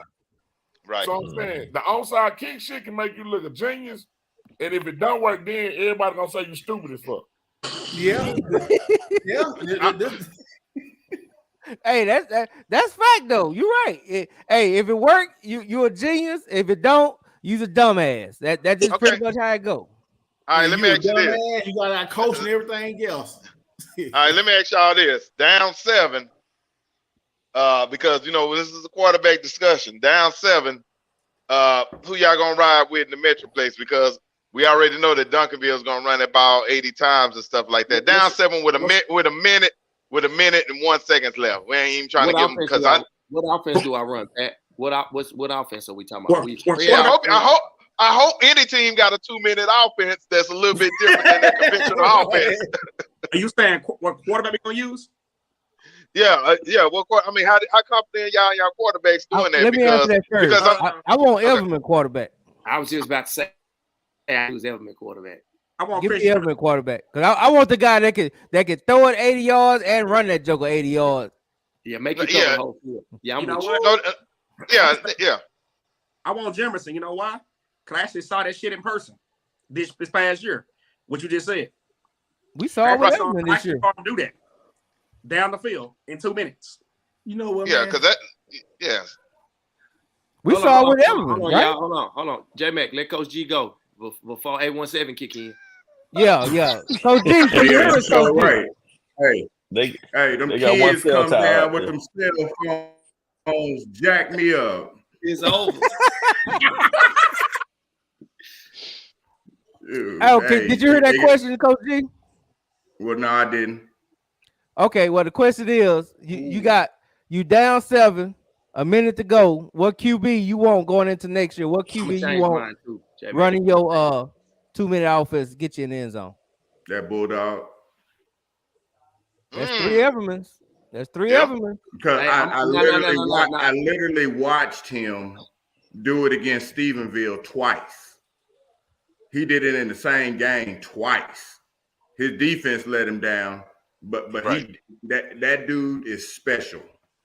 J-Mac, I'm gonna change mine. I'm going with the Alito kid because it's the same dynamic, but he don't want. Okay, so it's still 3 because we got Swaggy. Who did you say? We ain't went to you yet. Who did you say, Swaggy? Like you said, North Crowley. I said Jemerson. You said okay. So me and Brian got Evans. Yeah, it was me. I'm changing mine to the Alito kid. Okay. We'll take it. What you got, Eastside? I saw him do it against Parrish. Okay. What you got, Eastside? Who you got? You already know who I'm going with. I know the kid since he was 8 years old, so I know his mental. DJ, JT? Man. DJ. Oh, okay. My bad. I don't know. You Eastside. That's Southside. Yeah, I'm just saying. Albert said something. I'm gonna leave that alone. Yeah, he live on the east side. You can say it. Go ahead. Go ahead, Todd. Who you want? No. These are stats I want to kick off. I'm going back to Lancaster shit. I don't what I'm saying. Coach made a U-turn. One quarterback, he did. One quarterback was 15 for 33. The other was 4 for 7. Damn. Who was it? One of them threw 3 picks. One of them had 1 interception. So they had 4 turnovers in that game. Damn. Now the thing also too in this game is the running backs was averaging. Both running backs averaged like 5 yards a carry. One was 4.7 and the other was 5. So that's what I'm saying. With some of them interceptions, I'm not sure the down and distance or what happened in the second half, but it probably could have been some things as the coach, that you could have probably ran the ball more and then got both of them running backs up to like 25 carries apiece and been able to, probably skate on through that game and get out of that. I can win a game. Because on the flip side, Todd, I can't say they only scored 9 points on the defense, including OT, including overtime. Three of the touchdowns in the game, they scored 30 points, and 3 of the touchdowns was kick return and 2 pick six. So you can run punt and put it on the defense. I mean, we did it at times. We did a lot of times. They got like what I'm saying. Sometimes when you try to be high powered, you got to understand, and sometimes it ain't never wrong with punting the ball. Like if we up 21 and we can punt the ball and don't have no turnovers, I think our defense will get up through the game no matter how it's gonna play out, but we're gonna find a way to win. But if you get a turnover, that like the momentum shift, that shit get big with the turnovers. Hey, to the defensive side of it too, J-Mac, there have been times in the last 2 years in the playoffs where we have intentionally made a team drive the field, not tried to stop them from scoring. So, like you look at P&G, we were up, I think, 34-17, and they got the ball with, I think, 7 minutes left. They scored with a minute left. We wasn't trying to stop them. We was trying to make them use the clock. You know what I'm saying? Flow game. We ain't no explosive play. Like if you gonna get the first down, get the first down. Take your 4-5 a play. That was the hard part about the Alito. I don't know that we could have stopped them if we tried, but it became take your 4-5-6 and let's just play against the clock. And it came down to the, you know what I'm saying? Like both sides of the ball, that management in the playoffs matters. You can't just say, okay, we're gonna keep them at 0 the whole game. That's not smart. Right. Yeah, I feel, and that's good stats, Todd. Since you didn't want to go through without hypothetical, you know what I'm saying. That's why I love Two Time. Two Time said he ain't dealing with that. Let's talk about these stats. But since you brought up the stats, well, what is it? Is it fair to ask you what would you did different? But that's what I'm saying. You got to realize your first time kind of in a rodeo, that when you're gonna learn so much more in this game 5 years later than you knew year one. In year 5, you may, like Cole Powell probably could have approached the whole game differently from that point. 5 years later, you got to realize that's first time in them situations. And I think that's what a lot of people don't understand. If you gauge a lot of people that this group that's on the podcast, the people that's typing, ask them how many times they fucked up before they got it right. Right. And a lot of people don't understand it's growing pains in order to know how to manage situations. Championship football is won off situations. It ain't about the best, this, that, and that. This shit is about situational shit. When do you go forward on 4th down? When do you punt that shit on 4th down? When do you take a shot to go vertical? When you blitz? When you don't blitz? Like all this shit come into play, but a lot of people think this shit just some old basic ass checkers. Nah, this shit fucking chess. That's what I think we mastered in soccer is. We mastered how to play chess and not play checkers. We just ain't jumping over shit. Everything we do for a fucking reason. That may not be with us now. I got cussed out. Well, I ain't get cussed out because I cussed back. What to tell you, we playing a fucking district game, and I subbed the backup quarterback in the 4th quarter, and Cam Daddy called going off, talking about we fucking over his stats and this, that, and other shit. So shit. And the field goal, and we was kicking field goals on 1st down, trying to work on it. We fucking them over and such and such and such. And my thing was because the same fucking field goal Diego kicked in the state championship game was in the same exact spot we kicked the field goal in district. But a lot of parents, they just look at it through their kid eyes. Oh, we don't throw the ball enough. Oh, they don't run the ball enough. Oh, they don't do this. They don't do that. Nah, but what about the fucking team?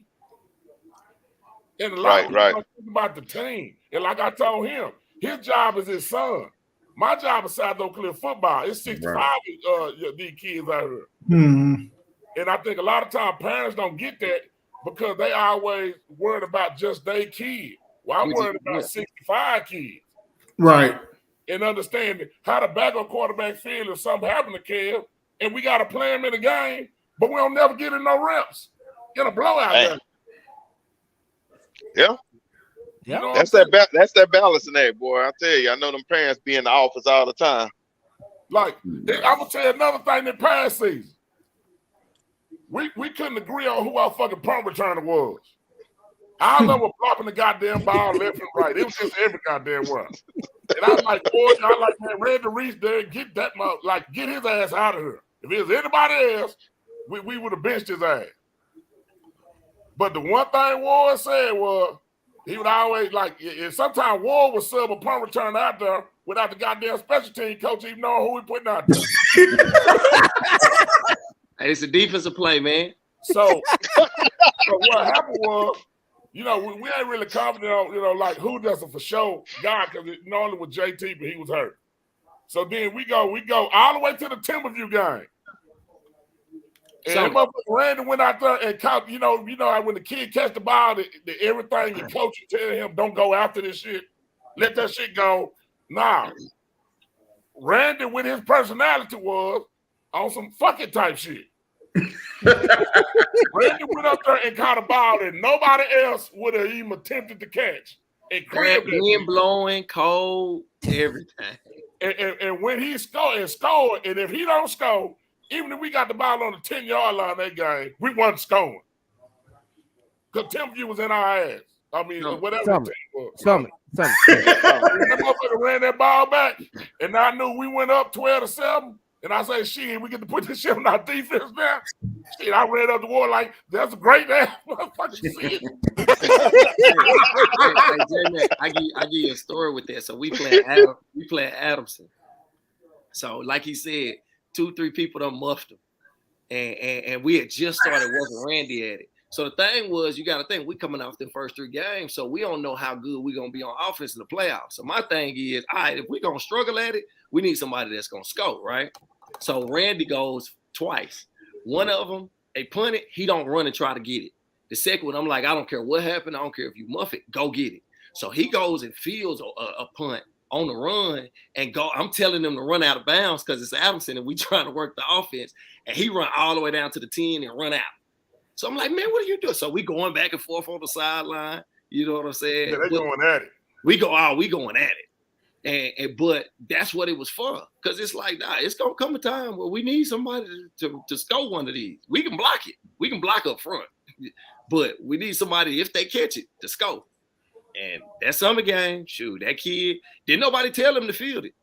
That wind was blowing hard. Everybody, that's the game Horn lost to Wiley, where everybody used it, talk about the wind and the weather and all of that. It was the same night. And shoot, that kid ran. The kids on the other team didn't even try to cover it because nobody caught a punt. Didn't think he was going to touch it. I remember that ball was doing this.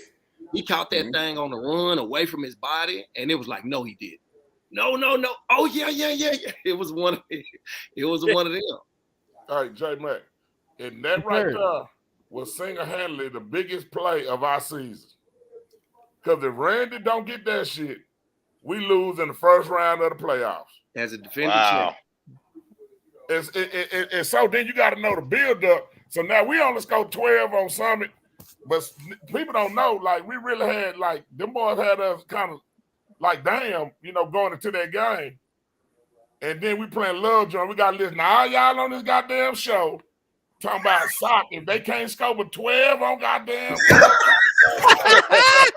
I ain't gonna lie. I ain't gonna lie, Coach. That one and done ball, you calling us no addition, but you was about to be the Ralph Trash Bags of the one and done ball. I'm telling you that right now. On your side the whole way. Yeah. But this my thing though. But so everybody like we can't be Lovejoy, but then you just don't get it. It's all about the matchups, baby. Definitely. And then we go out Lovejoy. We are 42-7 with 7 minutes left. No doubt. I know the matchups that like goddamn. You know what? I hear you, Coach Todd. That week of games.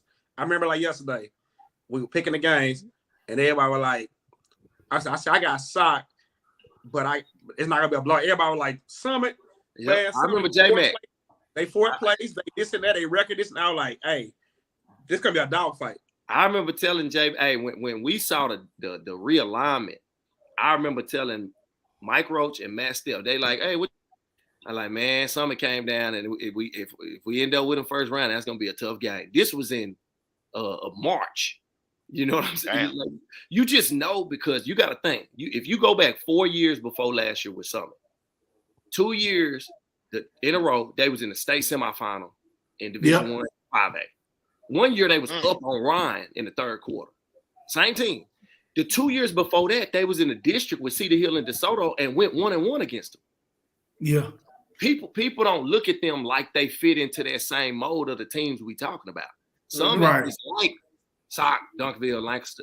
They built like, I don't know why they play like they play during the regular season and be 5-5 and 6-4 and then in the state. I don't know how they dynamic is, but when the playoffs come, man, them cats different. They O-line, we watched them on film and they looked like a completely different team when the game started against us.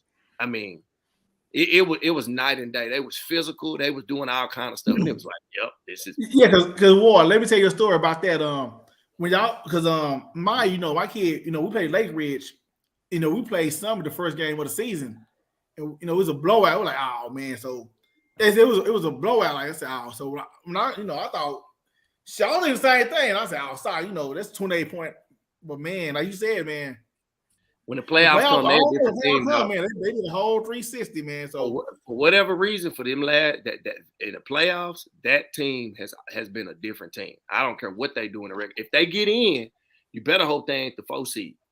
Yeah, like Warren saying, that same 5-5 team, a couple years ago made it all the way to the state semifinal, didn't they? Yeah, they almost beat Run. Yeah, I know. They almost beat Run. They was the 4 seed in the COVID year, and almost beat Run that year. They won.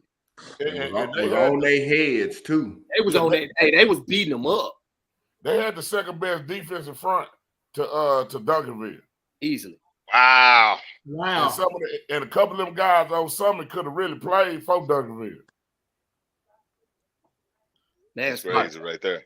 Like they were good. It was a style matchup because we wasn't no high-powered offense. Now, if we'd been a little bit different on offense, like maybe last year team, we could have been able to do a little thing differently. But how we was built for this past year, shit. That shit hurt. I truly think Summit, of all of Mansfield schools, no discredit to all the rest of them, I think Summit has the most athletes in both sports, football and sir. No, sir. Timberview. Yep. I think Summit be having a lineman though. Both of them have good linemen. But I think Summit be having more consistently the linemen. Yeah, but I'm out here, man. Say, don't get it twisted. Late real though, we got some athletes out here. Like, hey, daddy ball. Hey, I want to know where y'all gonna keep the athletes out there. Wait a minute, Jed Duffy ain't walking through that door. Nah, not at all. Yeah, you can't say y'all been struggling, man. You can't say y'all got athletes. Man, we got something out here, man. They just keep leaving for some reason. Some reason. That's how I say I see you a test, man. I see you a test. Skin tone. Hey, boy, I hit you up after the show, man. Hey, they the only one of the three we talking about. They got a white coach, right? Yeah. Well. I do want to say one thing, man. Shout out to my homie Coach Paul. He definitely texts me about what's going on in Lakers, and that's my dog. That's my dog. That's all I'm gonna say. That's my dog. Hey, how gonna be all right? Hey, we're gonna send them that part of the film with Swaggy in it too, man. So Swaggy, we got. Hey, you know Coach Paul. If you know Coach Paul, you know Swaggy and B. Rise is already on the bulletin board. Because the thing, like me and Coach Paul talked about it, in the fall afterwards. It's important. Coaches, we see it as part of the process. We went through that with Frisco. You know what I'm saying? We went through the same thing. If you take them, if them two, I don't think we win a state if we don't lose them 2 games to Frisco. Because they ain't gonna lie, y'all took a lot of heat. Everything. Y'all took a lot. The SOC coaches and people. I mean, people have lapses in their memories, but I do, and I always say, a lot of people that's on SOC train wasn't on SOC train, especially after them Frisco games. No, it wasn't. It was going into the state championship year.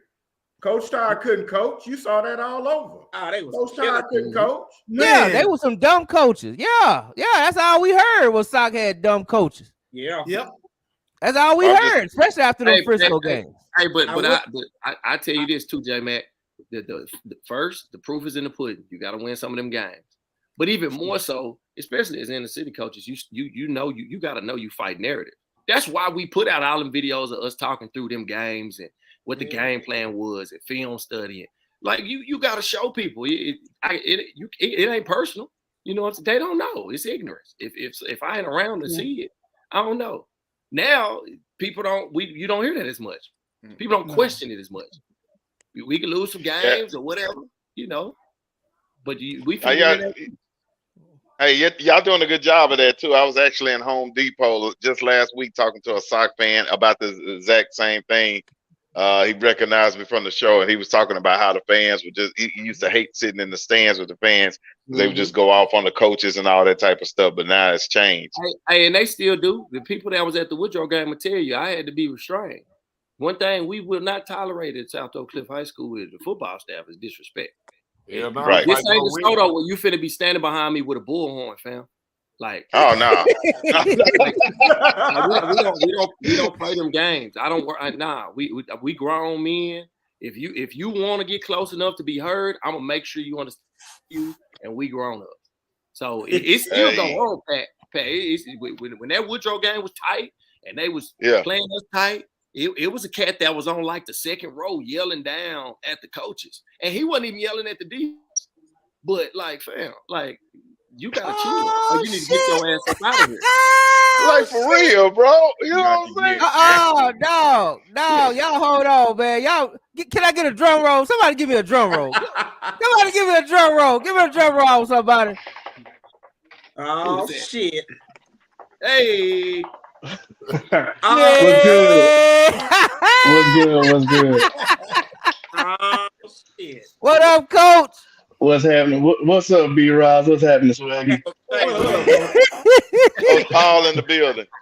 Hey, all right, so it's Easter Sunday, man. We just celebrate by having a little QB talk tonight, coach. Already. Hey, so I came on here. I ain't gonna talk too much, because I got humbled round two.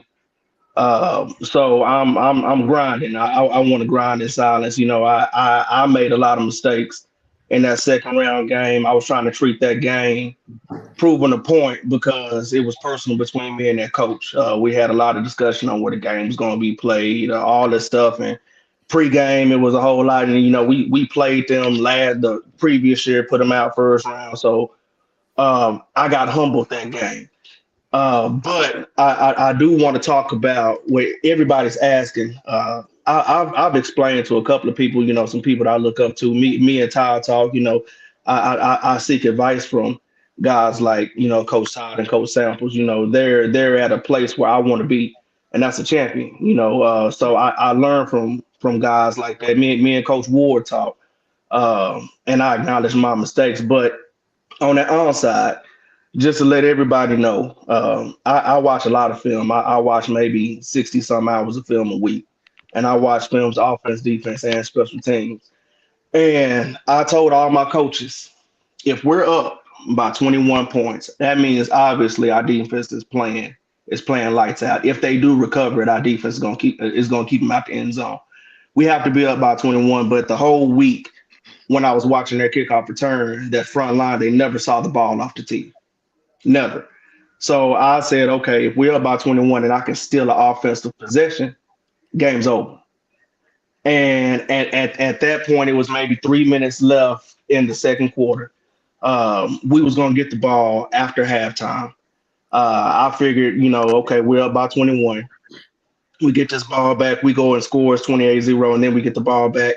Obviously, they can't stop us, and we go up 35-0. Game's over with. Now everybody can play. It didn't work out like that. It didn't. There was a lot of mistakes that I made in that game. I put my two sophomore quarterbacks in bad situations. They've never played in a game like that. Now I know that they're going to be better from it because we talk about that game. We talk about situations. We're working situations now in practice to where we have to be smarter as far as coaches. I'm on my coaches about situations. I'm on those kids about situations. Now that I look at it, I'm not so upset. I think that needed to happen. Not only, and I hate it for those seniors because those seniors, they gave me everything. They played lights out. We played a tough schedule and they stepped up to every challenge. Every challenge. I mean, we played a tough schedule. It was games that we was picked to lose that we won by 70. I hate it for those kids, but as far as for the process of Lancaster, I think it was needed. As far as my process to grow as trying to be one of those coaches that when I'm retired, people still talk about, it was needed. When I asked Coach Sam about the Trinity game in 2017, he told me that was needed. The next year they played for a state championship. I hollered at Coach Ward and hollered at Coach Todd, and they was telling me about the Frisco game. It was needed. They learned from it, and now they back-to-back state championships. So, it was back-to-back state championship coaches. So now, that gives me a little, I guess you can say, comfort, knowing that I'm on the right track. knowing that these kids are on the right track. These kids are hungry now. Like if y'all can see these kids, how they lifting, how they operating, how they practicing, it's a different atmosphere. But it's one of those things where I noticed shit. I gotta grow.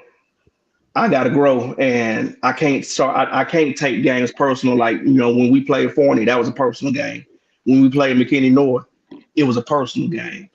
Uh, every game is not personal; it's business. Man, I'm going into every game next year with a business mindset, and we're still gonna play two quarterbacks. The rotation might not be the same, but both quarterbacks are still going to play every game. Both quarterbacks are good enough to play every game. Both quarterbacks, I believe, are good enough to get a D1 scholarship. Both quarterbacks need film, and both quarterbacks can run an offense. Now, the offense is not going to be the same for both quarterbacks. We're going to use a quarterback in different situations, and those quarterbacks are going to be ready for that situation. So I'm ready for next year. And no doubt about it.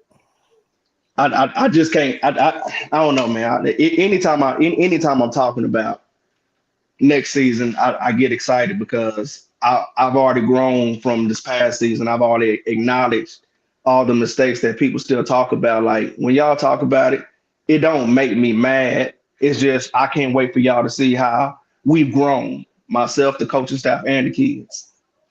Right. So I'm glad, Swaggy calling you a dumbass didn't make you mad, brother. Hey, look, hey, I've been called a whole lot worse.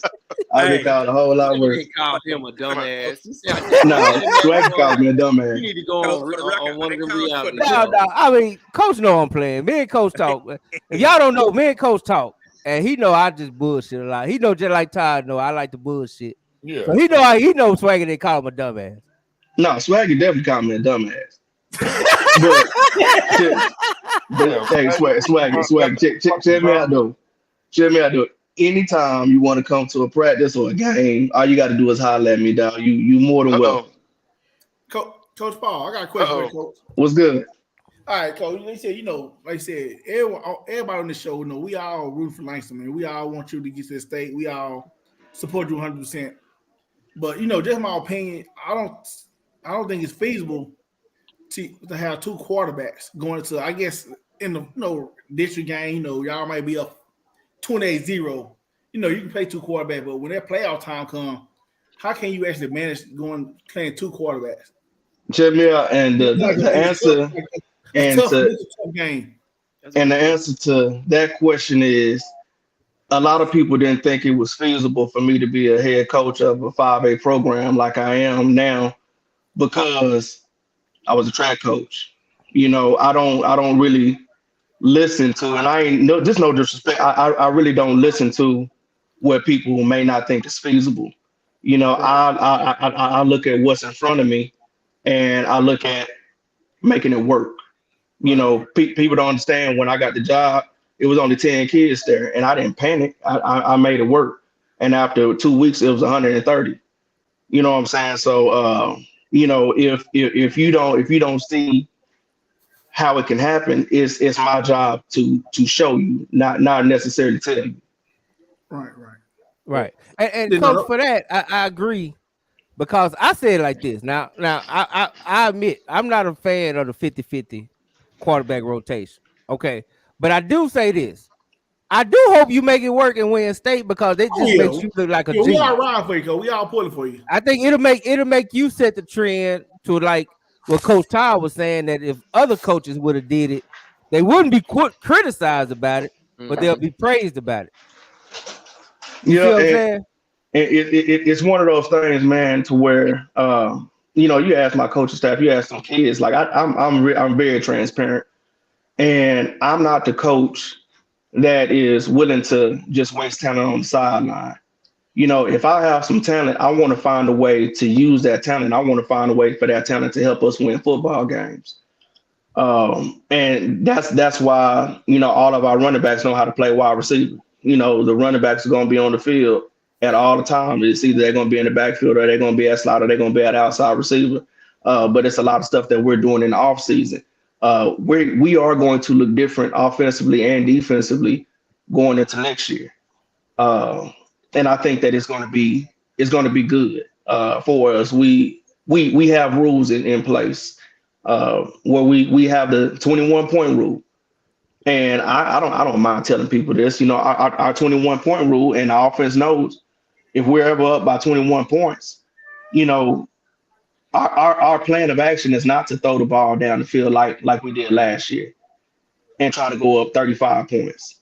If we throw the ball, it's going to be off of RPO where it is a read or a bubble screen or a stop, and it's our job. It's the athlete's job to turn a 5-yard route into a 60-yard touchdown, but that's if we throw the ball. We are going to run the ball. We're going to maintain the clock. We're going to, lean on our running backs, lean on our special teams, and lean on our defense. That's one of the things that I learned. Like, I learned that, a 21-0 victory is just as good as a 75-0 victory as long as you making it to round 3. Right. But that's something that I had to learn. Let me ask you a question. Yeah. It's gonna be a question. Do you shoulder all the blame from that Frisco Reedy loss? Do you shoulder Everything the blame? is on me. Everything is on me. It's not on those kids. You got to understand. On offense, those kids had over 400 yards of offense. On defense, they only gave up, I want to say, 190 total yards. They only gave up 1 touchdown. Those kids played hard enough to win that game. I put those kids in positions where we didn't win.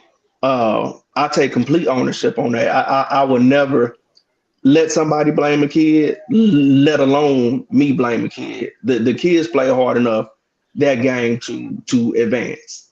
I held them back, and I have to take accountability for that, and I have to make it right this coming up year. So right. Do you feel like that loss heading into this year is going to have you more humble and more, that's the word to use, more humble? Because you said earlier that going into that game, it was basically you trying to show up the other coach because y'all, whatever situation was. So this year, you feel like you're gonna be more humble and more just, hey, I just want to win. It's going to be, well, first of all, as soon as we lost, I immediately got humbled. You don't see me making no excuses. If it is an excuse, it's on me. Going into that game, I let pregame feed to me, and I fed it to those kids, and that game became way too personal. But going forward, I want everybody to know, I'm a very humble person. I'm not a guy that knows all the answers. If I don't know an answer, I can humble myself and ask for the answers. Go and seek those answers. I'm a very humble guy, but it's one thing for being humble and getting humble. It's 2 different feelings. And shit, I got humble. I'm be honest with you, Coach. Don't take away the personal too much, because as we saw this past year against Forney, that was probably the greatest pregame speech I ever heard. So I want you to keep that chip on your shoulder, brother. That's all I'm saying. Keep that chip on your shoulder, because that was the one of the greatest pregame speeches that we gonna ever hear. Was it from the playoff? What was it from, J-Man? That was it was the Forney game, because I don't know if you knew it was our homecoming. Yeah, it was our homecoming that went on. I remember y'all talking about it. I don't think I ever saw it. Yeah, it before like 70. I think we played it on the show. Played on the show after it happened. But yeah, that was pretty dope. But yeah, Coach, like J Mac said, keep that same energy. It sounds like you're just gonna have a change of coaching philosophy to make sure that doesn't happen again.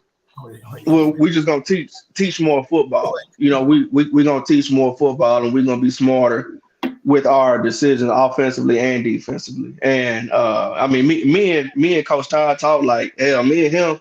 I was at a playoff basketball game, and I had about an hour drive, and I was just like, hey, Coach, can you talk? And he was like, yeah, what's up? And he gave me so much game on the way back, like that whole hour. I just listened. And not only did I listen, I applied. and the applications that I'm applying right now. And it's crazy because me and him gonna play shit week 2. But the thing that I respect him about, it's not about my program versus his program. It's about him passing that torch. If he can help me be better and win a championship like he has and he's going to continue to do, like he gonna help me. And I respect that. It's the same thing with Sam. But I ain't never gonna be a guy that be like, nah, I'm gonna figure this out on my own. I ain't doing that no more. And it's room for you, coach. 5A D1, it's room for you. Hey, man, hey, absolutely, I'm trying to get to absolutely. Hey, honestly, I think you did a hell of a job this past year, man. I mean, hats off to you. He did a great job. I ain't taking nothing. I think you did a tremendous job. Yeah, honestly. And Swaggy, you showing up at Lancaster practice, getting them knots on your head now. Man, Swaggy, don't worry about it, man. Don't go nowhere. Hey, I don't know. Hey, tell Coach Muhammad to keep it calm, man. Like, I don't know. Last time we was on that sideline, it was a little hectic. Man, y'all gotta understand, man. Coach Muhammad, he different.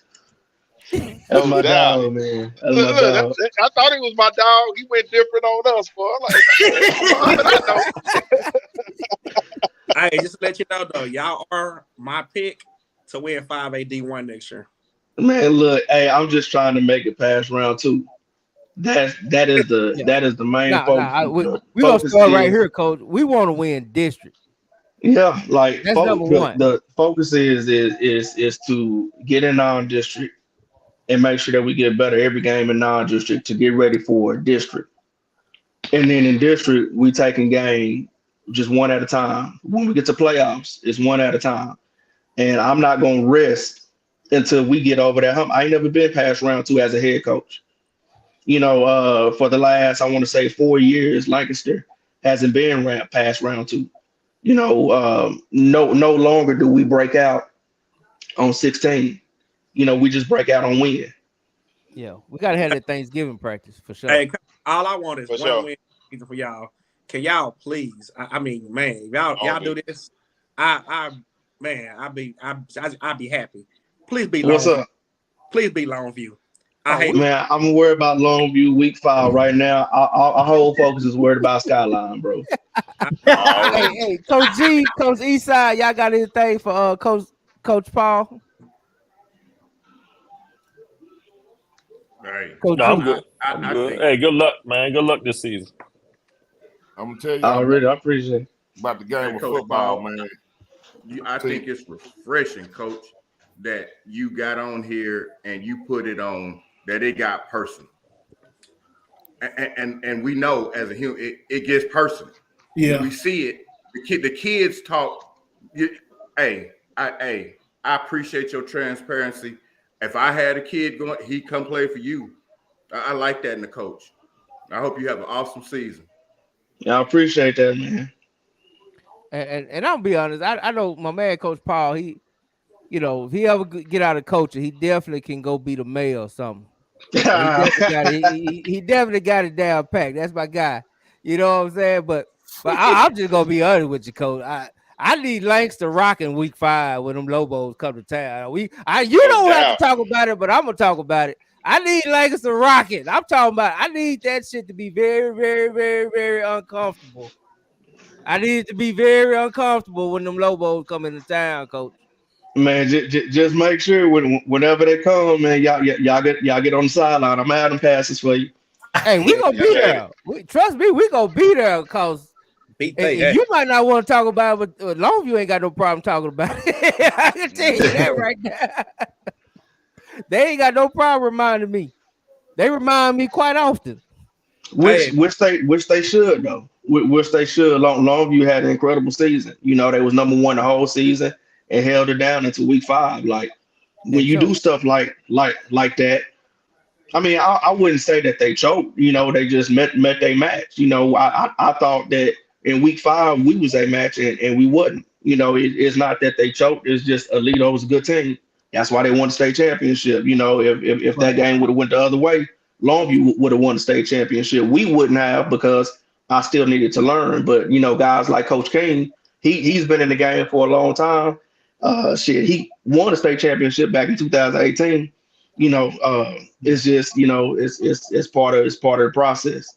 I'm just hoping to be in the same sentence here pretty soon with some of these other coaches. We're gonna get you there, coach, because your South Side run everything. Whether they want to hear Hey, it or hey. not. Speaking of the South Side, coach, that banner behind J Mac here, we was planning on putting you on there, so we gotta get you on there next year. Yeah, I know It it, was man. one team missing. Yeah. Man, I got some hate mail. I got some hate mail from that boy. Y'all, I had to hear it, and I couldn't even say nothing back. I just had to read everything.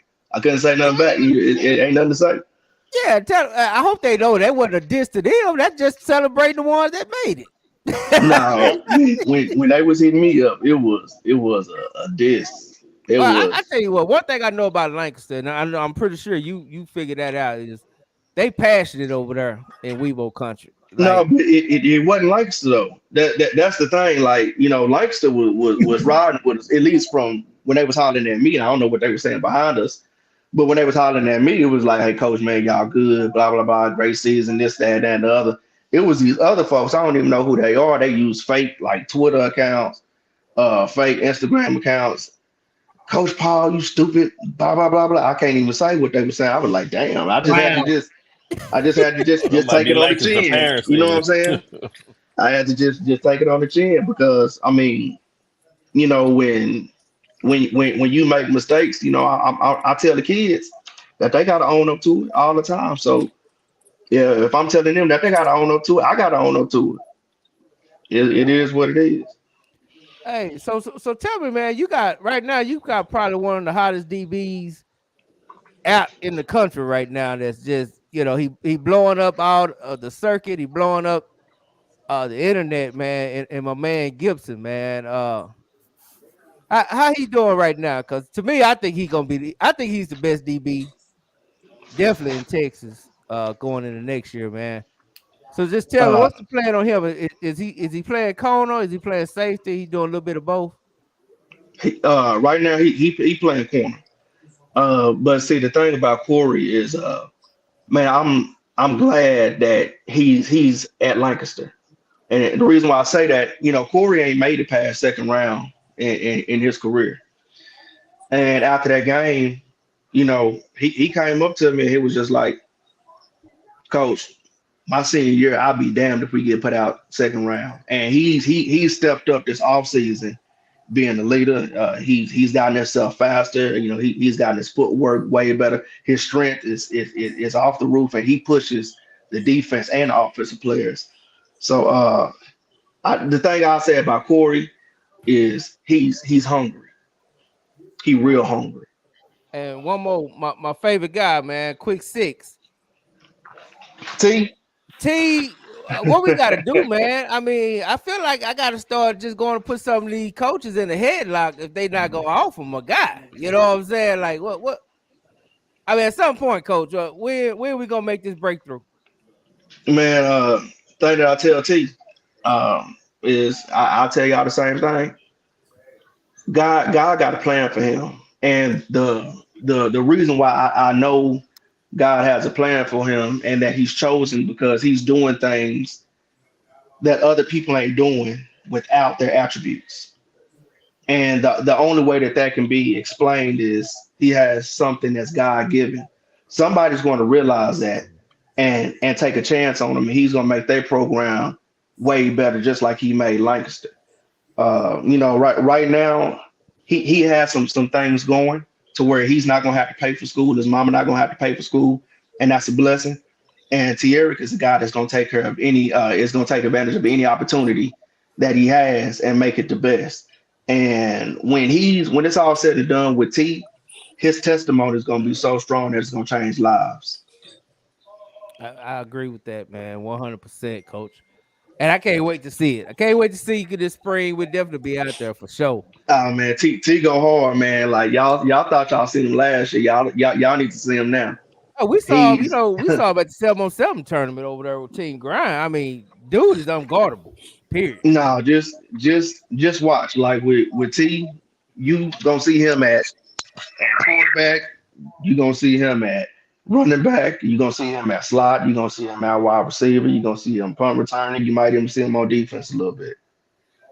Hey, I love it, man. I love it. You ain't gotta sell me OT. I love watching the young man play. I think Oh he's yeah, I'm really. a fan. Yeah, I'm a big fan of him. You He got different. anything else for him, B-Rod? Oh no, just I don't have anything. That'll work, man. Hey, coach, I really appreciate it, man. We were talking about quarterbacks, man. You got a top 5 you want to give us going into next year? Top 5 quarterbacks. Quarterbacks. I know you're an offensive guy. Man, so you got to give it out. I mean, of course, I'm gonna put my 2 quarterbacks up with anybody just because I see them grind every day.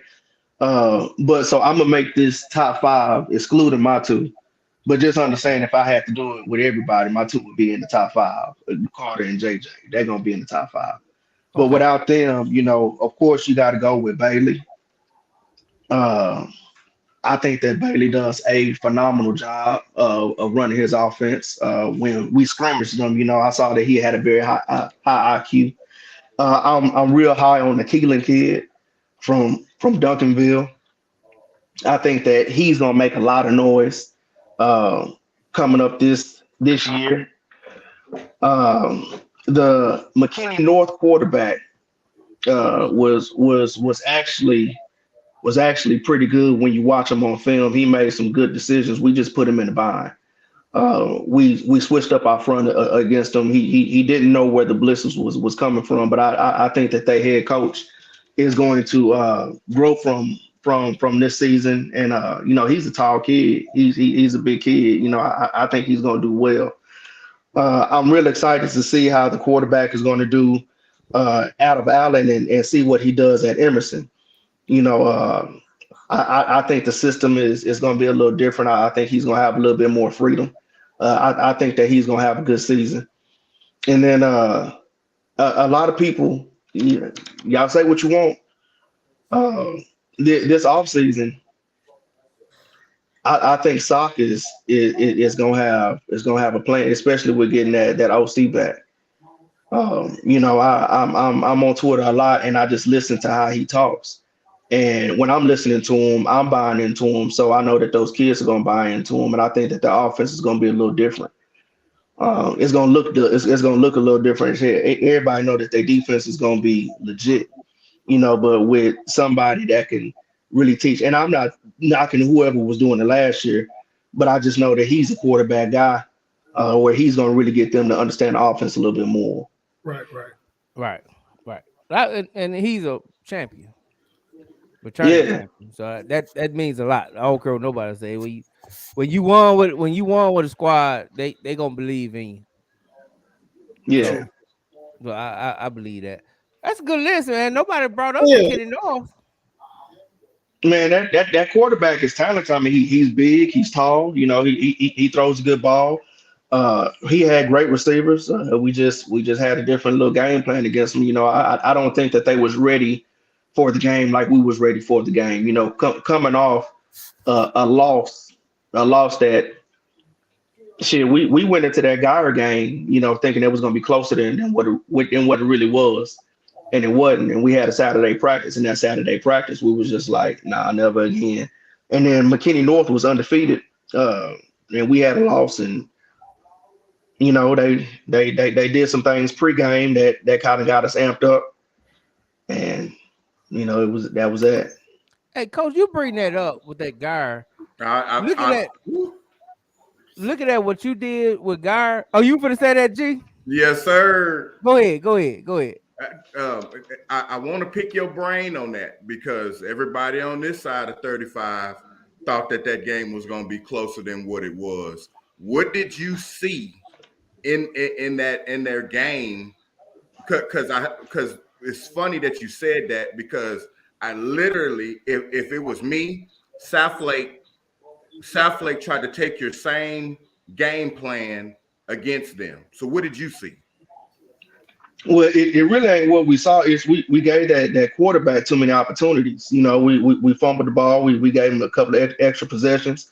We got to the quarterback a lot. The quarterback was just really, really good, and we had good coverage. The quarterback was just throw the ball to the outside, outside shoulder where only the receiver could catch it, and they was making plays. That game, going into halftime was close. And then, it was just we wasn't ready for that type of game, but that game got us prepared to play a team like Longview, in my opinion. But we gonna see how the game go. Week 3 this year, I think it's gonna be different. Um, I think that we're gonna look different. I think that we're gonna be ready for that game. See that game, it was different for us, and that's why I wanted it on the schedule. Because like when we played against Skyline, that's gonna be personal with those kids. Those kids grew up with one another. Same thing with soccer. I know that the kids are gonna play hard when they play sock, Duncanville or DeSoto or anything like that, because it's we all in the same background. We just trying to put up the fence and say this fence is ours. So I don't have to hype the guys up for that game. But then when you go and travel to Denton Geyer and it's nothing personal, you don't know those guys. Those guys don't know you, and it's just football. That's the type of games that you're gonna have to play in the playoffs. Right. So I'm real high on that game. In 24, us and Denton Ryan has already decided to play in week 3. So we're not gonna play Guy in 24. We're gonna play Den Ryan in week 3. And Ryan down. So you'll be all right. The reason why I said that, the reason why I said that game against Geyer is because on this side we always believe, and DeSoto made it what it was. Geyer struggles with athletic teams. And you guys had the athletes to give them, and I just would, in your mind, what did you see? Could you get to them faster, getting that line faster, or were you receivers? The things of that nature. Because anybody that plays guy athletically, they slow down a little bit. I mean, I honestly think that if we would have played Geyer week 8 instead of week 3, that the game would have been different. It was stuff that happened in that game that needed to happen, that exposed us, that we learned from, and we was able to take advantage of opportunities for the rest of the season. See that Denton Geyer game, yeah, it was an L, but it really didn't factor into getting the playoffs. It was more of a learning experience. And the reason why we have our non-district set up so hard, it's because I look at guys like Samp, and I look at guys like Todd. Hell, when I was at Duncanville, we playing teams from out of state. We playing IMG, we playing St. John's. We're playing a hard non-district. So when we get in district and play teams like Cedar Hill and DeSoto, we're ready for those games. And then I see Todd. Todd was playing Duncanville every week. He's playing DeSoto, and he's taking up all these teams where he's building his team up for a championship season. That's why I did it. Like a lot of people were looking at me like I was stupid when I announced our schedule. And I really don't concern myself with other people's opinion. I have to do what's best for these kids. And if we're talking about we want to play in championships, that's why we scheduled me and Todd. He won state. I wanted to play him. Denton Geyer, they played in the 6A state championship and lost to Westlake. I want to play them. I want to play championship caliber team so I can see where we stand as a team. I'm with that. Now I was wondering, when you saw Geyer play DeSoto and the way they played him, did you have any kind of like, damn, we should have did that, or no? It was the DeSoto game plan for them well, and DeSoto showed up, and DeSoto didn't make a lot of mistakes. DeSoto was ready to play a game like that, but you got to understand, this is after DeSoto played SOC. This is after DeSoto played Duncanville. This is after DeSoto played at Cedar Hill. This is after DeSoto played all the teams in their playoffs where they was ready for that. I don't think week 3 at this time with this past season we was ready for that type of game. I think week 3 this year we're going to be way more prepared. Okay, I can dig. Todd, Ward, y'all got anything for the homie? Oh my Papa, I don't know what it is. Already, that's my dude right there. Yeah. 2 times. Hey, J Mac, what did I tell everybody? I mean, hell, I lost. I was a winner for 20 years before I became a champion in year 21 and 22. Right. Like, nigga done took a lot of L. And the sad part is, you always learn something new each time you lose. You know what I'm saying? But I learned way more in my losses than I had from winning. I feel that. You know, You don't want to go back to the learning when you No, winning. I mean, it's the game. It's the game you play. You know, a play here, play there. It's the difference between winning and losing. So, you know, you always got to have, with that approach that you're trying to, make sure that you put yourself in good positions and you understand situational football and just able to capitalize when the time is there. Because it's a cycle, man. You up, you down, you try to get back up again, but. This game done brought some heartache on me. The only thing ain't nothing I let treat me like the game of football treat me. Like, not even my kids. He's like, okay, no human treat you like the way the game treat you. Yeah, nah, like imagine shit, the heartache, shit, and all from losing the state championship game to motherfucking losing the Southwoods to losing with South Lake Curl up, man. Hell nah, I ain't let shit treat me like that in life, and I keep going back to it. Yeah, like that shit real. Like sometimes you got to commend the man for getting back up on the horse and riding that shit again. Yeah. Cause it could be easy to sound to be like, man, you know what? I just ain't meant to be. Fuck it. Hey, I don't want a lot. I ain't no champion, but I don't want a lot. I done got my pension and all that shit. Tell my ass. Yeah. It's hard to go start that shit back over, man. Yeah, it is. Yeah. You know what's even harder, J Man? What's that? When you do win it, that shit harder than when you lose. Like a lot of people be wanting to be a champion and win that shit, but they don't even understand what that shit entails. Like the demand of that shit, man. That shit, like you want to get the trophy, the kids win, and the community happy, but the demand people put on your ass, man, that shit hard. Expectations. Yeah, I ain't worried about the expectations. I don't give a damn what nobody think about me because my shit was higher than anybody else standard anyway. I'm talking about the demand of people want you here. You gotta go there. You gotta do this. Like that shit tough, man. Did you make the rounds even a little bit more this? It seemed like you made the rounds even more this year with Sam and Mathis winning state. Yeah, like that took you on an extra interview circle. Damn the interview. You got to go to all these other engagements, and you don't want to make people mad at you because they don't want you. Then they be like, "Oh, you too big time and shit and all that type of shit." Nah, man, this should be tiresome. Oh, I know. I love to pull up that picture. Yeah, that's my favorite picture. But I never thought about it like that. But I guess that's a problem. People say they prefer to have, but it's still a problem. Yeah, nah. I'm telling you, man, like shit. What to tell you, I ain't been like I ain't been doing shit. I let shit. I don't go watch 7-on-7. I don't. My football don't click back in officially for me until goddamn first day of spring practice. Nah, actually Tuesday when I meet with their ass. I ain't met with their ass because I got people in place that I already know what the hell we got to do. You know what I'm saying? So it ain't like I got to be like, here, we got to do this. I got good coaches that shit. They know how the machine supposed to work, and they are the machine.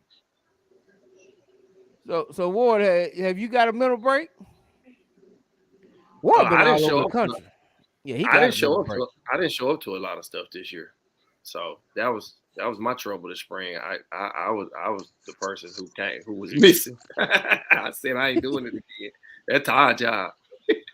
Yeah, I'll blame you. And it is, but it's kind of like they say about rich problems. Hey man, that's a problem. Give me the rich problems. I'll take it because I know what the poor problems is. So give me the champion problems. But I know what the now you're right though, but you gotta realize like them kids. I'm gonna say for the grown folks, like the demand of the schedule that we work already is high as hell. You know what I'm saying? For the amount of time we put in all summer, like all through the season, Like you gotta realize that 2 years in a row. And like, man, that that's 6 extra Before the fucking end of weeks. July, and it ain't over till December 20, 21st, whatever. Yeah, you start the new year off, and then you gotta get kids in college and do all this. At the same time, you gotta make the kids that coming back be like, you ain't shit. You ain't win last year. That was their title. Now it's your turn.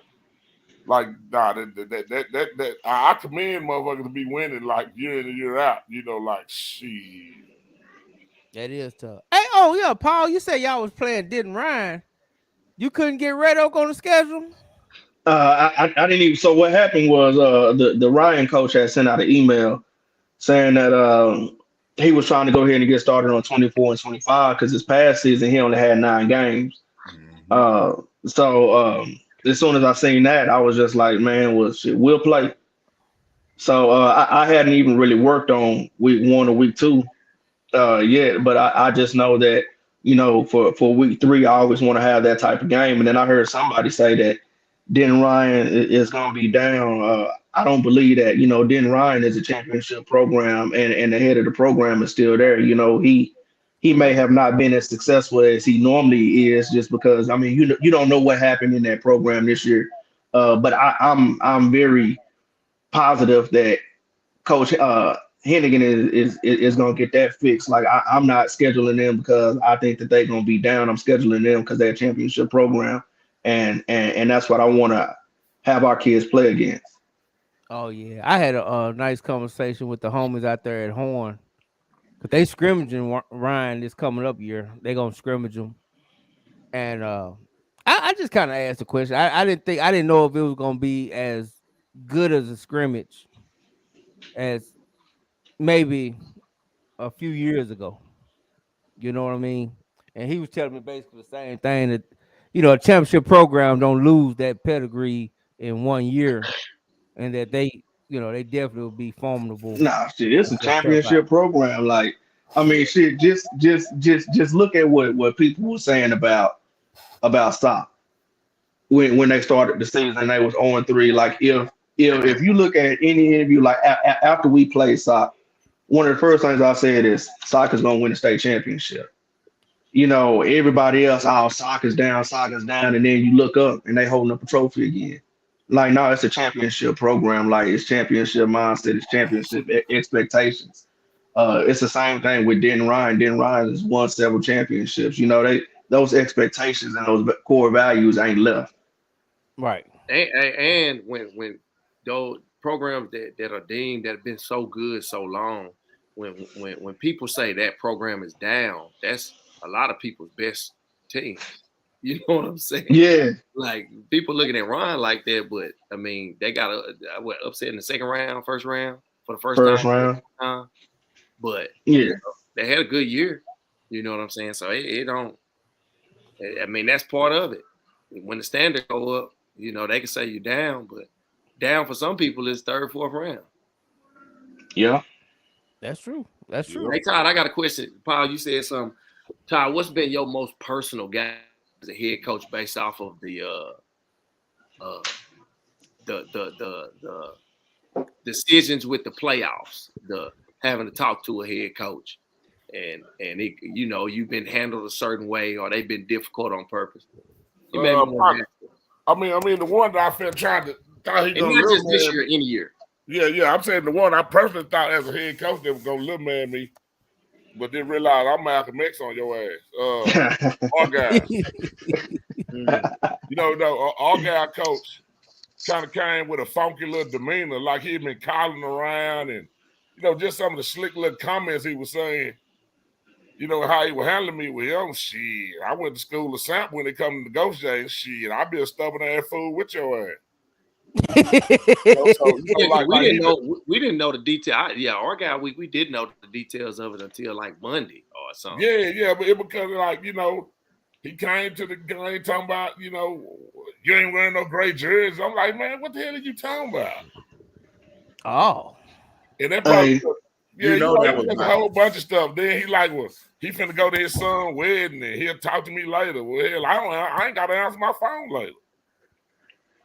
You know, So tell me, so and I'll tell what shit I'm tell y'all, but shit, whoever listen, I'm telling you them too. Reason why that Reedy game to me was so personal, and it was to me because he tried to play me like I was young and inexperienced, like I was ignorant. So in playoffs, if you flip for home and home, right? Let's say because we played the previous year and it was at Lancaster. If we would have flipped and we would have saw each other again, automatically I have to play at his site, Yeah. right? But like he tried to use that. Like he called me and was just like, so we're playing at the Star. You want to play Friday or Saturday? I'm like, no, wait, hold up. He was just like, no, your rules say that if we came to y'all, then now y'all got to come to us. And I was just like, no, like I'm not ignorant. Like as a matter of fact, I'm gonna call you back. So I called UIL just to make sure that I was right. And the reason why we played them at Lancaster was because we had number 1 seed and they was number 4 seed. Oh, he tried to get you with that. Yeah. So he tried to get me, and I was just like, so you think I'm dumb? And I'm just gonna fall for anything because this is only my second year coaching as a head coach.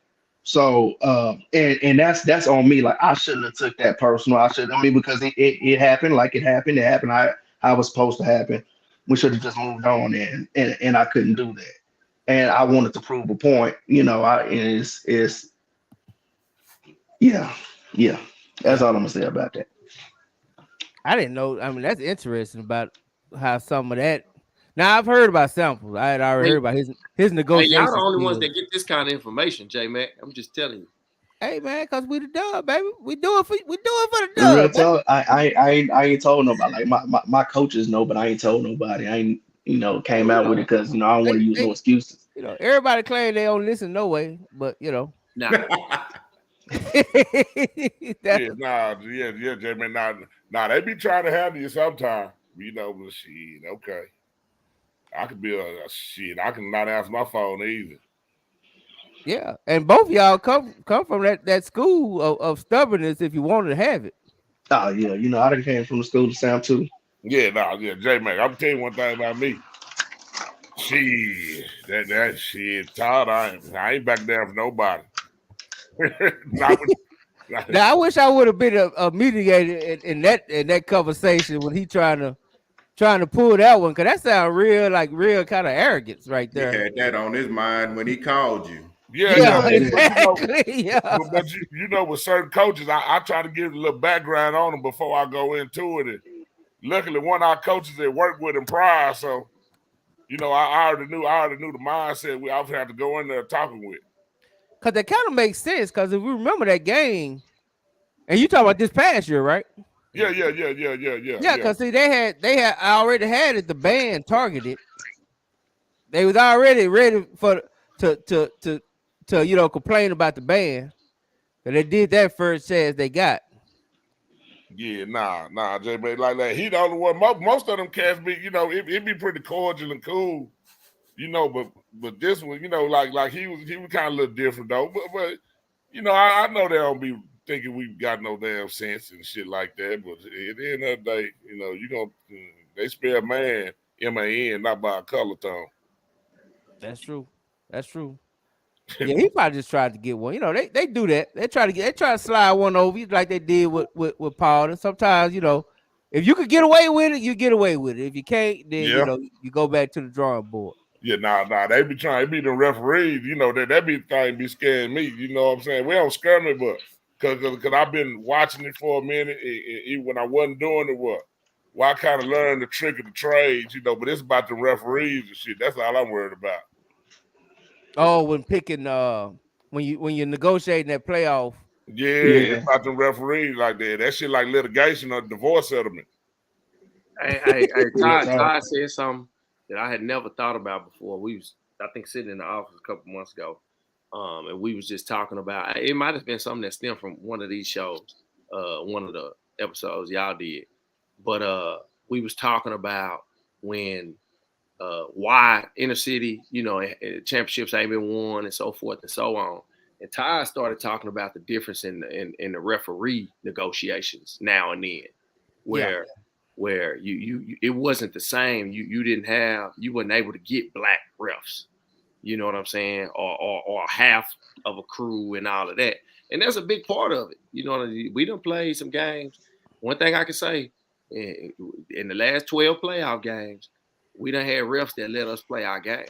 And I never forget, we played Fort Worth, Southwest, and Fort Worth, and it was some officials. I don't remember who they was, but I mean, and the Woodrow game this year, it's a big difference when some people not comfortable or used to calling a game that's an aggressive style game. Yeah, it's a big difference. It You is. know what I'm saying? That's hard. It's hard on teams like us, and that ain't just us. I mean, like again, our first 3 games, them refs know what kind of game it is. So it's not it ain't like it get out of control and kids fighting. It's just an aggressive game. Kids know each other. They from the same neighborhood, so forth and so on. But when you get in the playoffs and you play this finesse team who want to pass the ball 60 times, you know what I'm saying, who want to play 7-on-7, then if you get a crew that's used to reffing that kind of game, that hurts. They ain't cheating. They calling how they call it. They not used to somebody getting hit in their face like that. You know what I'm saying? It's fun. It's so funny that you brought that game up, Ward, because guess who was there standing right next to you? That Southwest game, that still hurt my heart. The most disrespectful thing ever happened at a Fort Worth ISD stadium. Y'all coaches came out the booth to start of the 4th quarter. Still the most disrespectful thing I ever seen happen in Fort Worth. But we talked about that after the game, and I can't say too much because I don't want them to take me to the ethics board. But everything you said is absolutely right, and I won't elaborate. Yeah, wasn't ready for that. And because that's the first thing when I'm asking for the refs, I be like, man, I need some refs to work the inner city too, because it's a different style.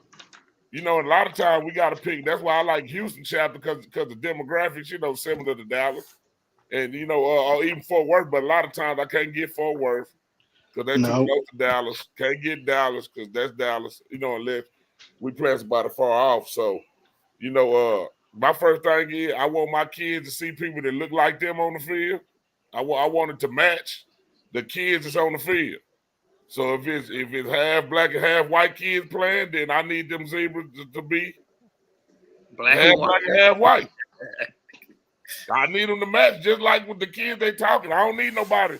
They're gonna be scared of the kid because I know how my kids are and the type of shit they say on the field. If it's just an old scary crew, they're gonna flag shit out there. But I need the ref to gonna be like, Coach. Like I'm gonna tell you the funniest story though, J Mac. We playing somebody, and it wasn't even no major game, J Mac. But the ref ran over after the extra point and said, hey, coach, hey man, you gotta talk to your goddamn kicker, coach. Talk about my kicker, Diego. He said, man, your kicker just cussed me out, man. I said, after extra point, yeah, your kicker told me to get the fuck out of his face. I said, man, you lying. He said, nah, coach, like talk to him, please, man. I went over there and talked to him. Diego just looked at me like, he done started acting like them goddamn kids on football team. Hey, what did he say? Hey, he must have said something Diego didn't like. Yeah, probably because he always do that little gritty dance or something when he run out the field. And the ref probably saying something to him. Diego done cussed the man. I said, say, man, bring your ass here. And then he play soccer. And now he do all this football shit in soccer now. Be getting flagged and red cards and shit. And he almost started a brawl in the scrimmage because he like bumped into somebody and they fell. And he did you know how them defensive players or when a wide out catch a ball on you and they walk over you. And he did it in soccer. Some kid get up and push him in the back. Yeah, man, Diego. Man, Diego off the train. Now we know his trainer. We got to holler at Diego. See if we can get it. But that stuff like, you know, I ain't taking no any refs like we play Duncanville. And that's another thing too. Like, you know, they'd be like, coach, y'all want to play? Well, we gonna let them play, goddamn it. So don't be asking for no calls and shit. Yeah. Now that's one thing I heard is that you don't do that with Duncanville. You don't tell the refs to just let them play. No, I tell them let their play. Shit, I don't give a damn. Yeah, it's only one way to beat Duncanville now. Don't get it twisted. You don't beat Duncanville because the refs helped you. Yeah, It's finesse. That ain't the game. You don't win. Nah. You gotta go get in the car wreck. Shit. You gotta get in the phone booth, don't you? Yeah, you got to get in there. Shit. You got to see him eye to eye. Ain't no goddamn sniping nobody. Hey, Coach, Paul, before we get out of here, man. Hey, I've been looking at Forney, man, and I'm telling you, I know you probably already know, but it's some stuff brewing over there, man. Like they got Forney got a good team. Like Forney got a good team. I think Coach Fleener is a hell of a coach. You know, that safety blowing up that just committed. You know, I think that he's a good player. You know, they got a real young running back. That I think is going to be a dude. You know, I think that he's a good player. Last year they had some good receivers. It was just when we played them, again that game was a little personal, and our kids took it personal, and you know that game got out of hand. Not because we was just a better football team. It's because we was hungry that game, and I don't think that they expected us to play them like we played them. Hey, J-Mac, they need a quarterback too, though. Was that what they missed? What is going on the east side of town? Nobody has a quarterback. Hey, J-Mac. They got no quarterbacks, man. J-Mac. What's going on, Coach? Hey, man, let me tell you something. Looking at their schedule, they ain't going to be done play the type of football they going to need to play to be the Lancaster football team. I'm talking about like it's a different physicality to the game. Mm-hmm. And they non-district schedule don't prepare them to play them type of teams. They non-district schedule is to pad wins to look good. I'm just being honest. I'll be the one to say it. A lot of these teams we talking about, it's about the job. It's about how the job it looks like you're doing. It's we playing different games. So you don't think you think it's more about just getting, like you say, just getting the W's and then just see where it fall when you come across a Lancaster or a Longview. So I use Chris Ross at Lovejoy, for example. He got the job and he did a good job of this at Red Oak too. You scheduled to win to get the buy-in from the community and administration first, right? So he went, Lovejoy the first year. I don't remember what their record was, but they had a solid season. They lost first round. Second year, they might have been undefeated and then lost in the third round to Alito. And everybody was rah, give you whatever you want. He went to Lovejoy and scheduled the same way. First year, they was in a dogfight with Alito in the fourth round. Actually blew that game. Punt got blocked or something crazy. I remember they should have won. They scores in the fourth. And then our year was the year that they kind of ran into that scenario where like what Coach Paul is saying about those teams, it was a different level when we played. Everything seemed too fast. I've heard one of their coaches actually, he's told me that before.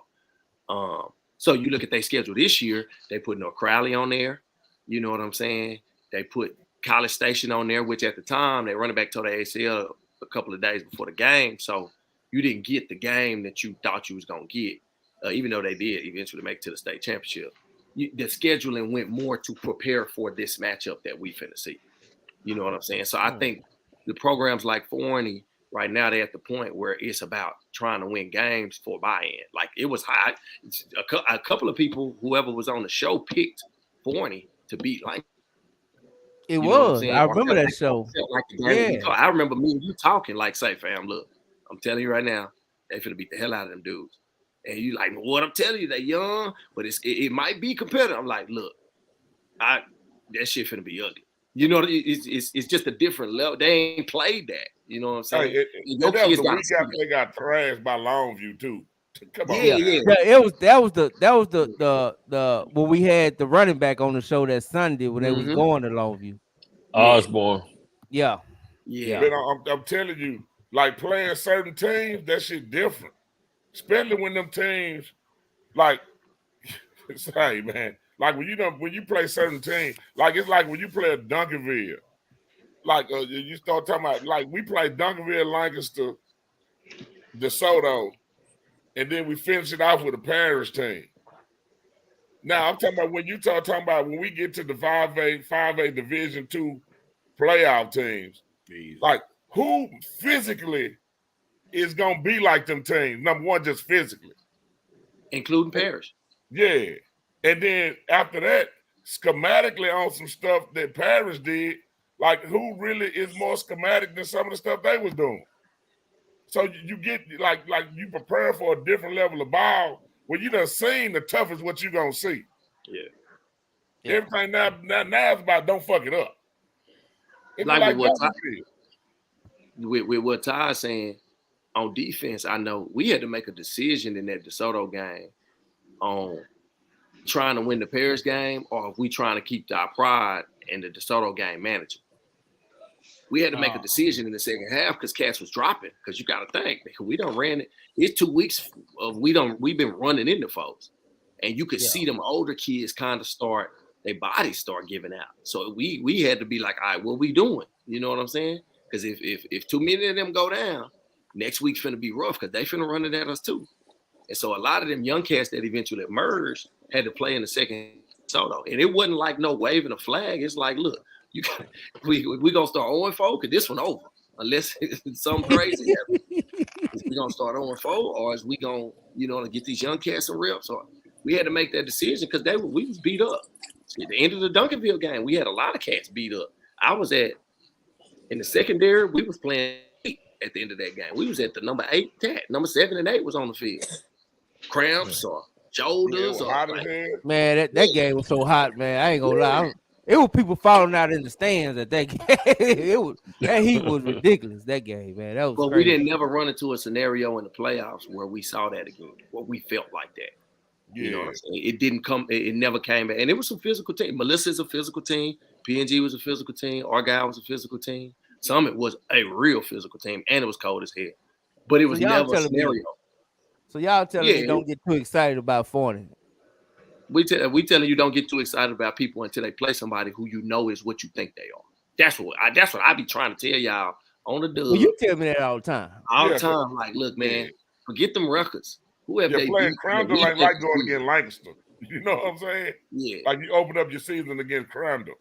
Yeah, Crandall they got a few bars, but it's a different physical ambiance to the game. Like that shit different. Like you gotta realize when they play Lancaster, that's gonna be after they play Longview. So they're gonna be done lined up against some ground and pound I formation football that's gonna punch them and bruise them. Then they're gonna come back with Lancaster where it's gonna be you gotta tackle in space and shit. Yeah. And they'll hit you. And they you know what I'm saying? You got guys running around talking shit to you. That's a big difference. Yeah. When the guy tackling you and he starts talking shit to you, and you used to somebody helping your ass up, and this motherfucker pushing you down.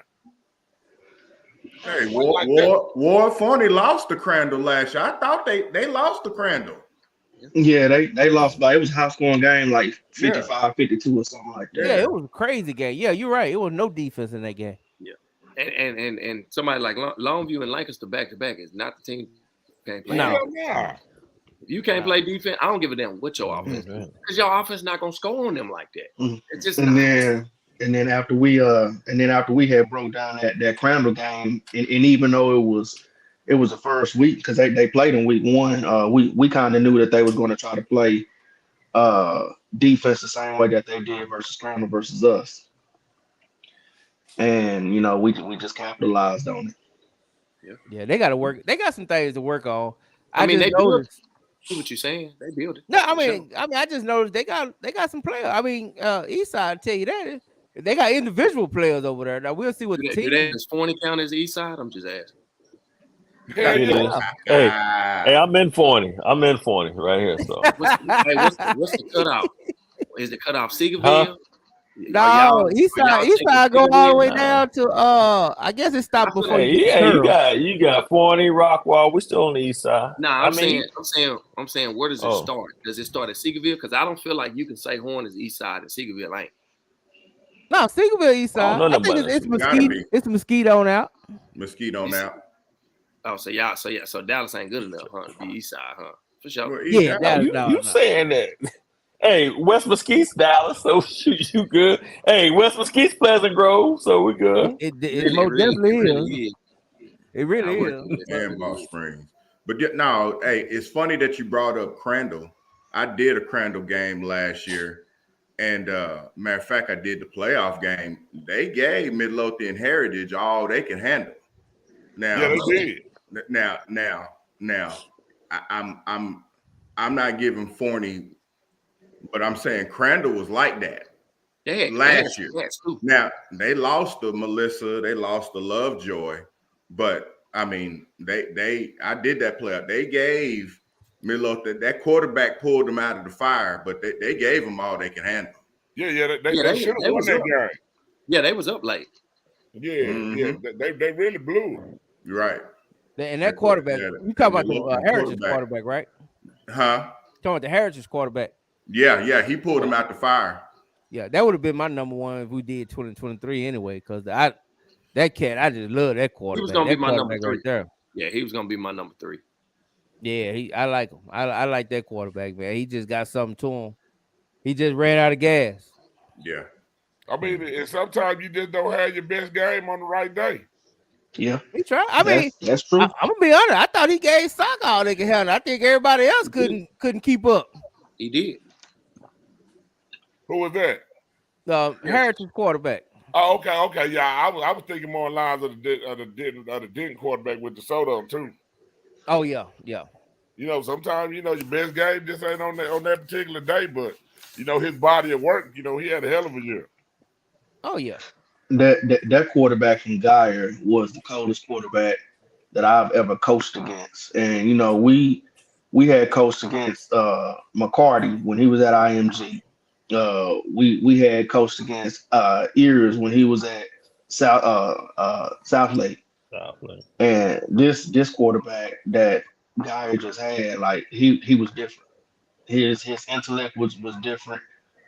He was way tougher than what shows on film. He was way more mobile than what it showed on film when we got on that in between them lines. He didn't panic. We touched him up a couple of times, and he's still throwing the ball with 2 people on him, throwing dimes. I just wonder what happened. That little central freshman, yeah. Now I'm gonna tell you what a DeSoto thing was. So their system is a RPO system. It's 2 drop back. Right? So when they played DeSoto, DeSoto played a whole lot of off man, and with the pass rush, he's getting no depth in the pocket, and he's not in rhythm on his throws because it's not press. So when it's press, the receiver kind of already declares with the DB as soon as the play starts, regardless of what happens, unless he just really get jammed up. But they play off man, so he had to wait.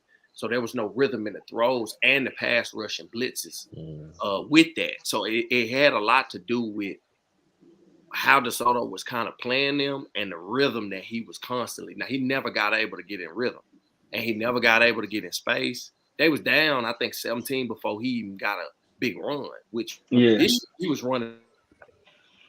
You know what I'm saying? So because I wanted to know what was so different, because when I think, like I said, when I think Lancaster defense hangs at the end so different. You know what I'm saying? They I don't know if it was intentional because I don't know them guys on that staff, but that he was never in rhythm and they never had no drop back. That's what they needed in that game for how DeSoto was playing that wideout. Their wideouts wasn't winning 50-50 balls. You look at Lancaster game, they won some. They won all them hoes. Yeah. DeSoto, they didn't win none, and it wasn't like they was just draped. The throws where he looked like like Todd said. But it's factors that go into that. You know what I'm saying? I mean, they just looked at, to me, I mean, that Denton guy just looked at that offense looked totally out of whack. I mean, it was just like, and it all starts with him. If he ain't going, they ain't gonna go. And the Soto front got after their ass in a hurry. Yeah, they was all over him. They was on his ass. They was all over him. Yeah, when your front get off their ass up front and get out the quarterback, that shit make a lot of shit look different.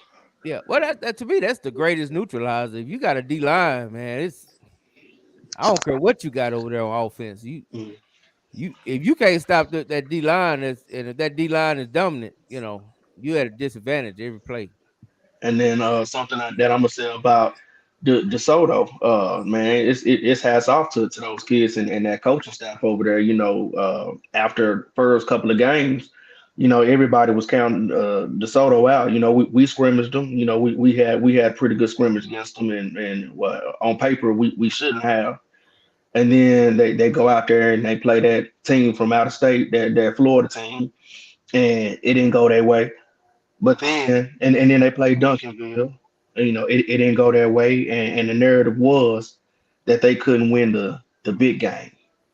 So when they played Denton Geyer and everybody was picking them to lose, they took it personal. Their kids took it personal. Their coaches took it personal, but they didn't take it personal to whereas they was arrogant. They took it personal as, hey, it's time to prove everybody wrong, and they did. And after they won that game, everybody was saying, "Oh shit, DeSoto for the win state," and they did. Yeah, and they did, and I think that really helped them. No, it's a lot of factors that go into winning games like that. Yeah. And sometimes, like me, honestly, what I think the biggest difference with them and Duncanville is, I think that's the one game they ain't the bully, and I think they approach it a whole different mindset than how they do when they play other people. It's like when they playing somebody, like they mindset. I'm just saying, take the same game against us in Duncanville. And I ain't talking about just the who won and lost part of it. They played different to me against us than they played against Duncanville. Mm-hmm. Like, take the score out of just how they play the game. The manner for which they go about it, it was just different. And I think I think it's a mindset thing with some teams. Everybody can't play when they ain't the bully. Some people don't do good in really the underdog role in a fight, in a prize fight. It takes a special type of team sometimes to get through them. And a lot of times Duncanville is the bully. And I think in that particular game, I think it's a psyche they go through the whole mindset. Because you got to realize it traced back not just to the Duncanville days. You got to realize, like, Samp record versus DeSoto, period, is fucking damn near. I mean, he made out what, twice? Twice, yeah. Once at the Skyline, and then I think once when His Peterman was the coach at was the coach In 2016, we lost against them. Yeah, that's the game my quarterback broke his finger. Mm-hmm. Yeah, so when you start looking at it, just I think it's more of a mindset thing when they go against them, more so than anything else. Because that's a lot of history going against each other. I mean, it's just like us going against Sam. Like the beginning years, like we wasn't prepared to play them to win a ball game. Now I think this last year we got to a point where I feel like we could have did better against them where we could have possibly won if some things bounced here and there. It could have been a better game, even though it was a close game. But the previous years we were playing them just to make sure to get better up front. That was the only thing I was trying to do, because I like, if we show we can get to the point to block somebody or get off blocks up front, we're not gonna see nobody else as physical as them. So we should use it as just kind of like a measuring stick to see, okay, what can we be at the end of the year if we match up with them in week one? Right. And I think this past year, defense, I thought we did a much better job. We capitalized. On offense, we started out the game, but we weren't prepared to play 4 quarters against them. And as the game went on, they dominated us. But if they don't convert that 4th down play, if we make that stop on 4th down, we get the ball back down 6 points with a chance to win. You know what I'm saying? No, I feel you. I'm with you. It was a much closer game, but you know, like to close them. Sometimes by closing them gaps. Yeah, it worked. Hey, my man right here, Coach G, Coach Paul, you know, he 817. I know you already. from that 4 point times too. stand up. Yeah. So next week we gonna do a little focus time because he gonna break down the history of what's really going down. Hey, And you know, don't you, Coach Paul? Where I do. you at in 817? So most of my whole life, I went to Everman. I went to Everman Junior High. I was at Everman in '99, my freshman year. Then my sophomore year, my family we moved to Arlington. I had to transfer to Arlington High. So that back-to-back state championship team was actually the guys that I played with in junior high and in freshman year. That was my same class. He say Everman. He mean Forest Hill. So he Well, know. I lived in Forest Hill, but I went to Everman High School. But I He lived in fought Forest Hill. 76119. I got you, but yeah. So he know 99. That's a little further on down. I want to back you up to 88, 89, 90. Where the 8 where people have an issue with folks down there in Crowley using 817. Yeah. And I can get to, and he and I'm pretty sure were they 4A your time, Crowley? Because there was no North Crowley then, was it? You talking about when I was playing at Everman? Yeah. No, I don't believe it was in North Crowley. Okay. So did you ever play Crowley? Nah, we used to play like Brownwood and Stephenville So and y'all 3A. schools like that. Yeah. 3A. Okay. Wow. Yeah. Yeah.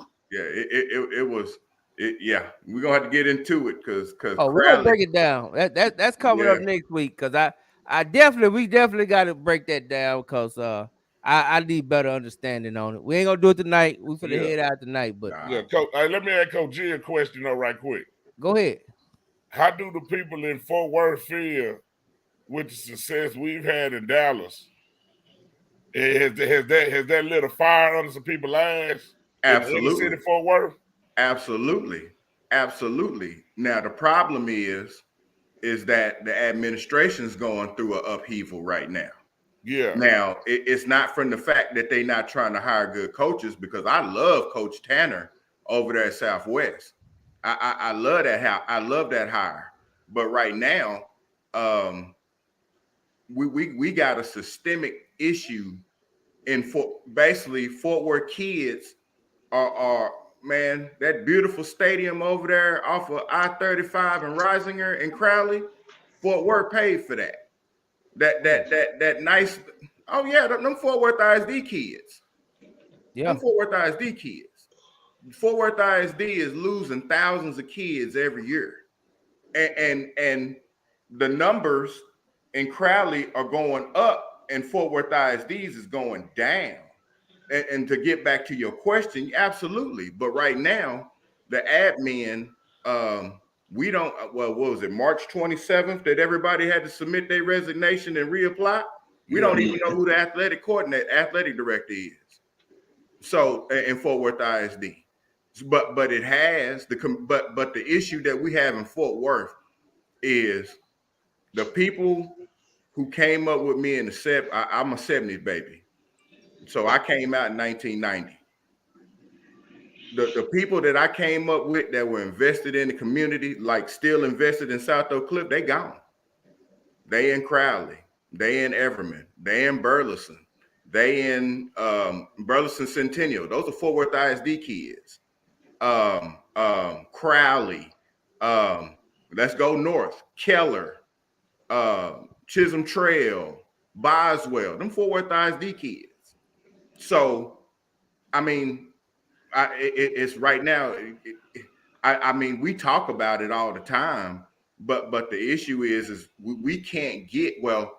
And I'm gonna point to one school. Let's talk about Dunbar.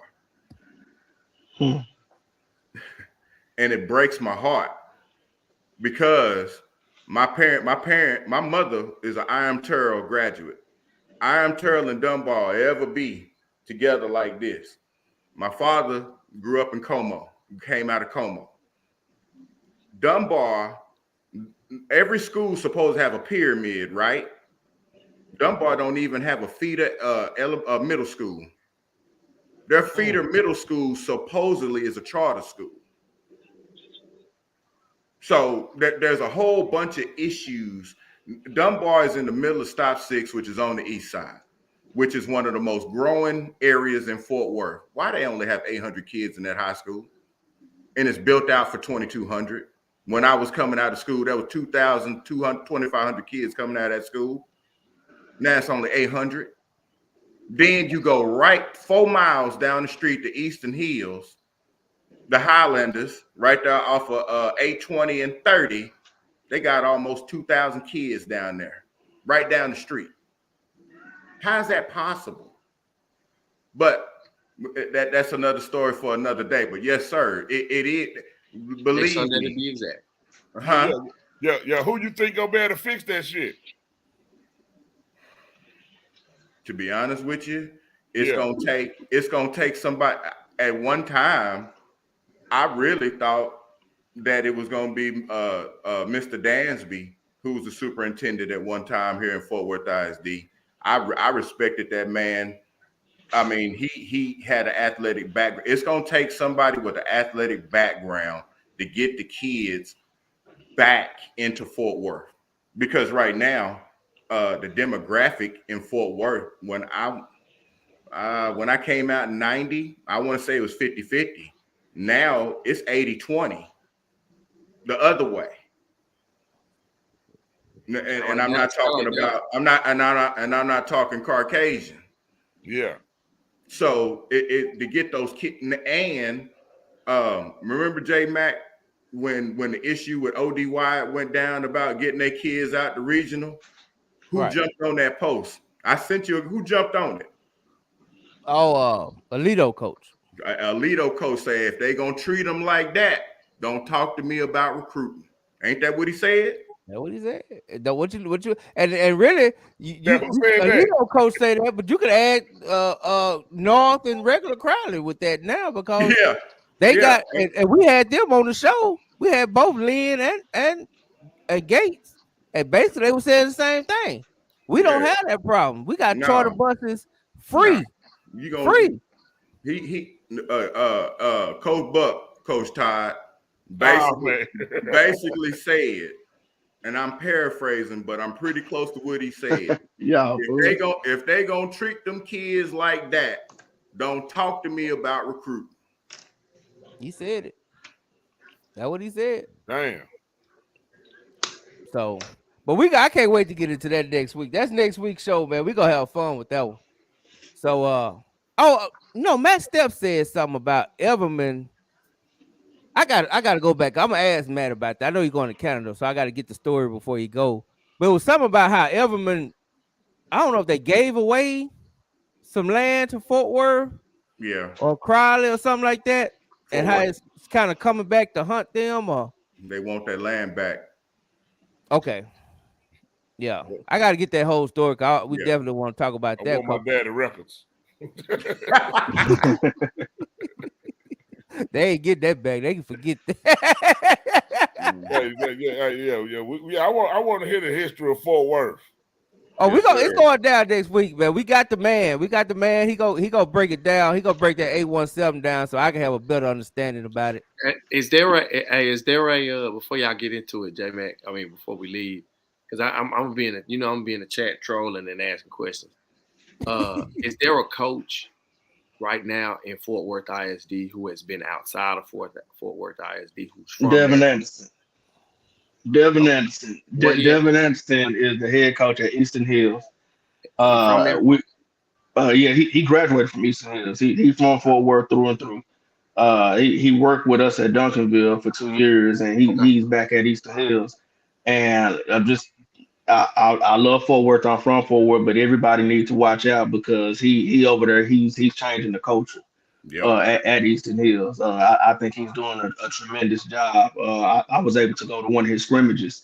They had 2 scrimmages. I was able to go to one of them, and he got those kids bought in. And he's building. He's keeping his feeder kids going to the right school. Like he's doing things the right way, but he also learned to understand on how to keep your program, your program. Hey, and he also, if you listen to him, he say, watch out for that basketball team. That basketball team coming too. Yeah. Yeah, that was real good this year. I think that they're doing real good. He's doing a real good job over there, Eastern Hills. So you would you think that they'll be probably the first one to come out here recent to kind of now one of them had a lot of success last year though. Who was it? Somebody beat Colleyville. Now do we call Arlington Heights? Is that Fort Worth? Yeah. Man, yeah. Come on. It's that's the military kids, man. That's that old money. That's the Air Force Base and that old money. That's them TCU alumni that didn't want us coming through there. We couldn't trek through there. Oh yeah, I can't wait till next week. I'll be watching. No, I can't wait till next week, man. I'm gonna learn a lot. I'm gonna learn a lot, man. Hey, now I'll leave you with this, J Mac. My father, I got a degree from TCU, and it ain't pastoral. I'm a season ticket holder to TCU, been there for about 10 years. My father, who graduated from Como High School in 1963, still feels some type of way when I take him to a football game there. Because we couldn't go to that side of town. He graduated high school. He had to go to school. He either had to go to a HBCU or he had to go somewhere else. They wasn't taking us at TCU. So, yeah, bro, you got a lot. In your backyard. Yes, sir. Unless you was an athlete. Man, I can't wait, man. This gonna be fun next week. Y'all tune in next week. We go. It's 817 fucking town. We're gonna find out. It might hurt somebody's feelings. I got a feeling. I know everybody ain't gonna like it, but hey. Oh no, it's real. It's the reason they don't want the history talk the way they don't want to talk. Feelings gonna be hurt when you start talking about the past. Yeah. But we got to get to the bottom of that. You probably already know, but I'm gonna ask about that. I'm gonna try to catch Matt. I want to know about that land situation because that was kind of weird when I heard about it. So we definitely go get on that too, because they ain't getting it back. But I heard they really hurt Everman because that's where it's a lot of businesses on that land too. Yes, sir. Yeah. They don't own it. Yeah. That hurt, man. That hurt. So we'll get into all that, man. I appreciate you coaches for hanging in there with us. Coach Paul, man, you welcome anytime. Thanks for jumping on. My guy. Hey, I'll let y'all, man. 2 times. You got your Sunday show. Was you satisfied today? Yeah, man. I'm happy, man, because I'm gonna get tired of y'all showing up to work when the hell y'all want to. It's off season, coach. Ain't no off season for a journalist, man. All right, coach. You keeping us on the right, man. Yeah. I got you. We back. Yeah, for Swaggy start his own show. Hey, Swaggy, hey, man. I don't even want to watch that show. It might not be about sports. Yeah. All right, Coach Ward. All right, y'all. We'll talk to y'all later. Watch this.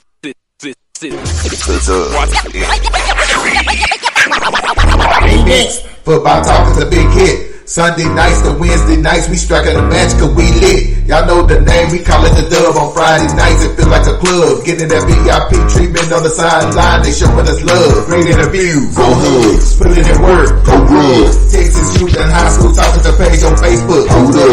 Coach trying to stand on the scene, giving advice, he do what he mean. Jay Mack and Swaggy Wick, rocking the gear, it's so clean.